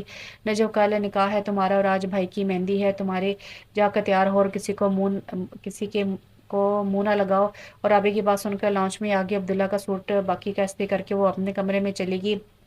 حماد نے مہندی کے روز سیاہ شلوار سوٹ زیبتن کیا تھا جس پر اس نے واسکٹ پہنی تھی. اس کے ذہن میں بس ایک ہی بات تھی کہ نجف اسامہ کو چاہتی ہے اور وہ غلط کر رہا ہے. حماد ربیہ کی آواز سن کر وہ رکا اور اس نے مڑ کر نے دیکھا. بیٹا تم جا کر پھول لے آؤ گے؟ لڑکیوں نے منگوائے ہیں. اچھا جی میں لے آتا ہوں مگر آنٹی کس ٹائپ کے لاؤں؟ وہ پرسوچ انداز میں بولا. نجف کو ساتھ لے جاؤ اس کی چوائس اچھی ہے. حماد منع کرنے لگا مگر ربیہ وہاں سے جا چکی تھی. نہ چاہ اسے نجف کے کمرے کی طرف قدم بڑھانے پڑے. وہ اندر داخل ہوا تو سامنے ہی وہ دشمن جان بیٹھی تھی جس نے آج ساری بجلیاں گرانے کی قسم اٹھائی تھی. یا شاید صرف حماد پر ہی حملہ کرنے کا پلان تھا. اس نے سبز رنگ کی قمیض جس پر جا بجا کام ہوا تھا اس کے ساتھ نارنجی رنگ کا پاجامہ زیب تن کیا ہوا تھا. اس رنگ کا دوپٹہ گلے میں ڈالے وہ آس پاس کی دنیا سے بے خبر تھی. لمبے گھنے بالوں کو ڈھیرے سے باندھا گیا تھا یوں کہ آتے کمر پر ہی تھے. انابی لبوں پر سرخ رنگ کی لپسٹک لگائی تھی جبکہ آنکھوں سے صرف کاجل تھا. وہ دونوں میں جھمکے پہنے کی صحیح کر رہی تھی. جب اس کی نظر آئینے میں موجود عکس پر پڑی حماد اسے ہی دیکھ رہا تھا. وہ اپنے اوپر اس کی نظریں محسوس کر سکتی تھی. اسے ہوش میں لانے کے لیے وہ کھنکھاری. وہ آنی کہہ رہی کہ تم میرے ساتھ چلو پھول لینے. حماد نے اسے اپنے آنے کا مقصد بتایا. مہندی کا فنکشن صرف آسیہ کی فرمائش پر رکھا گیا تھا ورنہ صرف نکاح ہی ہونا تھا کیونکہ حماد کی فلائٹ تھی. حماد یہ رہے پھول. اب جانے کی ضرورت نہیں ہے. اسے اس کا رویہ بہت عجیب لگا. شاید میرا وہم ہے. حماد اسے وہیں چھوڑ کر نیچے آ گیا. نجف کچھ لمحے وہیں کھڑی رہی پھر باہر آ گئی. اب اس کا ارادہ تقریب میں شرکت کرنے کا تھا. اس نے سیڑھیوں پر قدم رکھے اور سب نگاہیں اس پر مرکوز تھی. حماد نے اپنا نچلا لب دانتوں تلے دبایا پھر وہاں سے باہر آ گیا. نجف کو دیکھنا اس کے لیے مشکل ہو رہا تھا. حماد سارے فنکشن کے دوران ایک طرف ہی بیٹھا رہا اور یہ بات انیزہ کی نظروں سے چھپ نہ سکی. تقریباً 12 بجے تمام مہمان چلے گئے اور گھر کے تمام افراد بھی جب اپنے کمروں میں چلے گئے تو انیزہ حماد کے پاس آ گئی. میں دیکھ رہی ہوں تم آج کل نجف کو اگنور کر رہے ہو. انیزہ نے بغیر تمید باندھے بات کا آغاز کیا. ماما میں اس سے شادی نہیں کرنا چاہتا. حماد نے انیزہ کی آنکھوں میں دیکھ کر کہا. غلط فہمیاں نہ پالو. بعض دفعہ آنکھوں کا دیکھا بھی غلط ہو جاتا ہے. انیزہ اعلان کر کے واپس چلی گئی اور وہ وہیں کھڑا سوچتا رہ گیا. صبح 8 بجے گھر میں ہی ان دونوں کا نکاح تھا. نجف پر عجیب سی کیفیت آ رہی تھی. وہ ساری رات نہ سو سکی. اذان کی آواز اس کے کانوں میں پڑی تو وضو کرنے کی نیت سے اٹھی. ماربل کے ٹھنڈے فرش پر اس نے قدم رکھے تو اسے ٹھنڈ اپنے اندر اترتی محسوس ہوئی. وضو کر کے اس نے نماز پڑھی. اپنے بہتر مستقبل کی دعا مانگی. ارے نجف تم تیار نہیں ہوئی؟ 7 بجے الشبا تقریباً چیختی ہوئی اس کے کمرے میں آئی۔ ہو رہی ہو نا، دیکھو شاور لے لیا ہے، بس چینج کرنا ہے، وہ لاپرواہی سے بولی۔ نجف بی بی تمہارا نکاح ہے، برتھ ڈے پارٹی نہیں، نیچے آنی غصہ ہو رہی ہیں، فوراً آؤ۔ الشبا دروازہ توڑنے کے انداز میں بند کر کے چلی گئی۔ اس نے الماری سے اپنا استری شدہ جوڑا نکالا۔ جتنی دیر میں وہ کپڑے بدل کر باہر آئی، نیزا اس کا انتظار میں کھڑی تھی۔ اس نے سفید رنگ کا سادہ سوٹ پہنا جس کے دامن پر کام کیا گیا تھا۔ اس کی سادگی میں بھی بہت نفاست تھی۔ بالوں میں اس نے ہمیشہ کی طرح جلدی میں سمیٹا۔ آنٹی چلیں، وہ فوراً بولی۔ شکل پر گھبراہٹ واضح تھی۔ یہ چوڑیاں پہنو۔ انیزا نے اس کی طرف وہ کاغذ میں لپٹی چوڑیاں بڑھائیں جنہیں اس نے بلا چوں چڑا کیے پہن لی۔ پھر اس نے اپنے ہونٹوں پر لپسٹک لگائی۔ سرخ رنگ کا دوپٹہ سلیقے سے سر کے اوپر کر کے وہ بیڈ پر بیٹھ گئی اور انتظار کرنے لگی۔ انیزا نے اسے آوازیں دے رہی تھی۔ اس نے ایک نظر اپنے عکس کو دیکھا۔ سفید رنگ کی شلوار قمیض، سفید رنگ پر ہلکی بڑی ہوئی شیف اور ہاتھوں میں ریسٹ واچ پہنے وہ سادہ مگر پرکشش لگ رہا تھا۔ اس کی کولون کی خوشبو سارے کمرے میں پھیل چکی تھی۔ یہ خیال کہ آج تم میری ہونے جا رہی ہو بہت اچھا ہے، یہ بہت اچھا ہے، مگر نجف جو میں نے دیکھا وہ۔ حماد کمرے سے باہر نکل کر لاؤنج میں آ گیا جہاں مولوی صاحب اور دیگر گواہ اس کا انتظار کر رہے تھے۔ نکاح کے بعد اس کی فلائٹ تھی اور اس نے چلے جانا تھا۔ اس نے سب کو بلند آواز میں سلام کیا اور احسان کے ہمراہ جا بیٹھا۔ نکاح کی تقریب شروع ہو چکی تھی۔ اسے کسی بھی طرح کا ہوش سے بیگانہ ہو چکا تھا۔ سید حماد حیدر نقوی ولد سید ثقلین نقوی آپ کو نجف زہرا ولد سید احسان اظہر اپنے نکاح میں قبول ہیں۔ اس جملے کو سن کر وہ پہلے رکا، پھر اس نے آہستہ سے اپنے لب کھولے اور اسے ہمیشہ کے لیے اپنے خسار میں لے لیا، اپنے نام کر لیا۔ اسے پوچھا گیا تو وہ جواب دیتا کہ ایک بار پھر وہ اپنی ہی دنیا میں کھو گیا جہاں پر صرف 2 ہی نفوس تھے، یا وہ یا پھر نجف۔ حماد کے ذہن میں انیزا کی باتیں گردش کر رہی تھی۔ اس نے بالآخر یقین کرنا سیکھ لیا تھا اور دل میں ٹھان لی تھی کہ اب اس بارے میں نہیں سوچے گا۔ مولوی صاحب اب اٹھ کر نجف کے کمرے میں آ گئے تھے۔ نجف کے لبوں کی مسکراہٹ دوپٹے کی آڑ میں آ گئی تھی۔ نجف زہرا ولد سید احسان اظہر آپ کا نکاح سید حماد حیدر نقوی ولد سید ثقلین نقوی سے حق مہر 5 لاکھ روپے سے کا راجۃ الوقت طے پایا ہے۔ آپ کو یہ نکاح قبول ہے؟ وہ رکی، پھر اپنے نچلے لب کو دانتوں تلے دبایا۔ قبول ہے، اس نے آستگی سے کہا۔ دل تھا کہ دھڑکنا چھوڑ دیا تھا، مگر وہ اپنے جذبات پر قابو رکھ کر بیٹھی تھی۔ اس نے فوراً دستک کی۔ سب لوگ اب دعا کے لیے ہاتھ بلند کر رہے تھے۔ پھر آہستہ آہستہ وہاں سے سب چلے گئے۔ وہ اٹھے اور کمرے کا دروازہ بند کر لیا۔ اس نے ایک نگاہ اپنے سراپے پر ڈالی اور مسکراہٹ تھی کہ تھمنے کا نام ہی نہیں لے رہی تھی۔ حماد کی فلائٹ تقریباً گھنٹہ باقی تھا۔ تمام گھر والوں سے مل کر بالآخر اسے نجف کے پاس جانے کی اجازت مل ہی گئی تھی۔ وہ آہستہ سے دروازہ کھول کر اندر داخل ہوا اور اندر جاتے ہی نظریں اس پر پڑی جو اپنے مہندی سے رنگے ہاتھوں کو دیکھنے میں مصروف تھی۔ اس کے خوبصورت ہاتھوں پر مختلف نقش نگار بنے تھے جن کے درمیان میں اس کا نام لکھا تھا۔ آہٹ پر اس نے مڑ کر دیکھا تو وہ سامنے کھڑا تھا۔ مسکراہٹ یکدم غائب ہوئی۔ ہمیشہ جس کی آنکھیں جھکی رہتی تھی آج وہ سر اٹھا کے اسے دیکھ رہا تھا، اور جس کی کبھی گردن نہیں جھکی تھی آج وہ سر جھکائے اس کے سامنے کھڑی تھی۔ اب آپ نے وہیں پر کھڑے ہو کر سیکورٹی گارڈ کی ڈیوٹی کا اہم فریضہ سر انجام دینا ہے کیا؟ کچھ دیر پہلے کی شرم و حیا یکدم غائب ہو گئی تھی۔ وہ خاموش رہا، پھر آہستہ سے چلتا اس کے قریب آیا۔ یکدم گلاب کی خوشبو سارے کمرے میں پھیل گئی۔ وہ اس کے لیے کنگن لایا تھا۔ وہ گلاب کے کنگن اس نے اپنے ہاتھوں سے اسے پہنائے، پھر وہ اپنے لب اس کے کان کے پاس لے کر گیا۔ آپ اچھی لگ رہی ہیں، اپنی تمام تر سادگی سمیٹے معصومیت کی جھلک دکھاتے نظر لگ جانے کی حد تک خوبصورت لگ رہی ہیں۔ اس کے سانس کی حدت سے نجف کے کان کی لو سرخ ہو گئی۔ حماد نے اس کی جھمکی کو چھیڑا، شاید وہ جھمکی اس کی غیر ہوتی حالت کو دیکھ کر اس کو چھیڑ رہی تھی۔ کمرے میں بہت دیر تک خاموشی رہی، پھر نجف نے سر اٹھا کر دیکھا تو وہ اسے ہی دیکھنے میں مصروف تھا۔ وہ ہل نہیں سکی، سانس نہیں لے سکی، پلک نہیں جھپکا سکی۔ حماد آگے بڑھا اور اس کی پیشانی پر اپنی محبت کا نشان چھوڑ دیا۔ میں تم سے محبت کرتا ہوں نجف۔ اس نے بند آنکھوں سے نجف کے کان میں سرگوشی کی، پھر آہستگی سے چلا گیا۔ کچھ دیر بعد نجف نے آنکھیں کھولی۔ کمرے میں موجود ہر چیز اس شخص کی محبت کی گواہی دے رہی تھی۔ وہ چلا گیا تھا مگر واپس آنے کے لیے۔ تو کیسا لگا آپ کو یہ ناول؟ اچھا تھا، لیکن رائٹر نے تھوڑا سا اینڈ اس کا عجیب سا کیا ہے۔ تھوڑا سا آگے اور لکھ دیتی تو مزید ناول جو ہے وہ بن جاتا۔ امید ہے آپ کو یہ ناول اچھا لگا ہوگا۔ اپنی رائے دیجیے اور میری رائے سے متفق کرتے ہیں تو کمنٹس میں لازمی بتائیے گا۔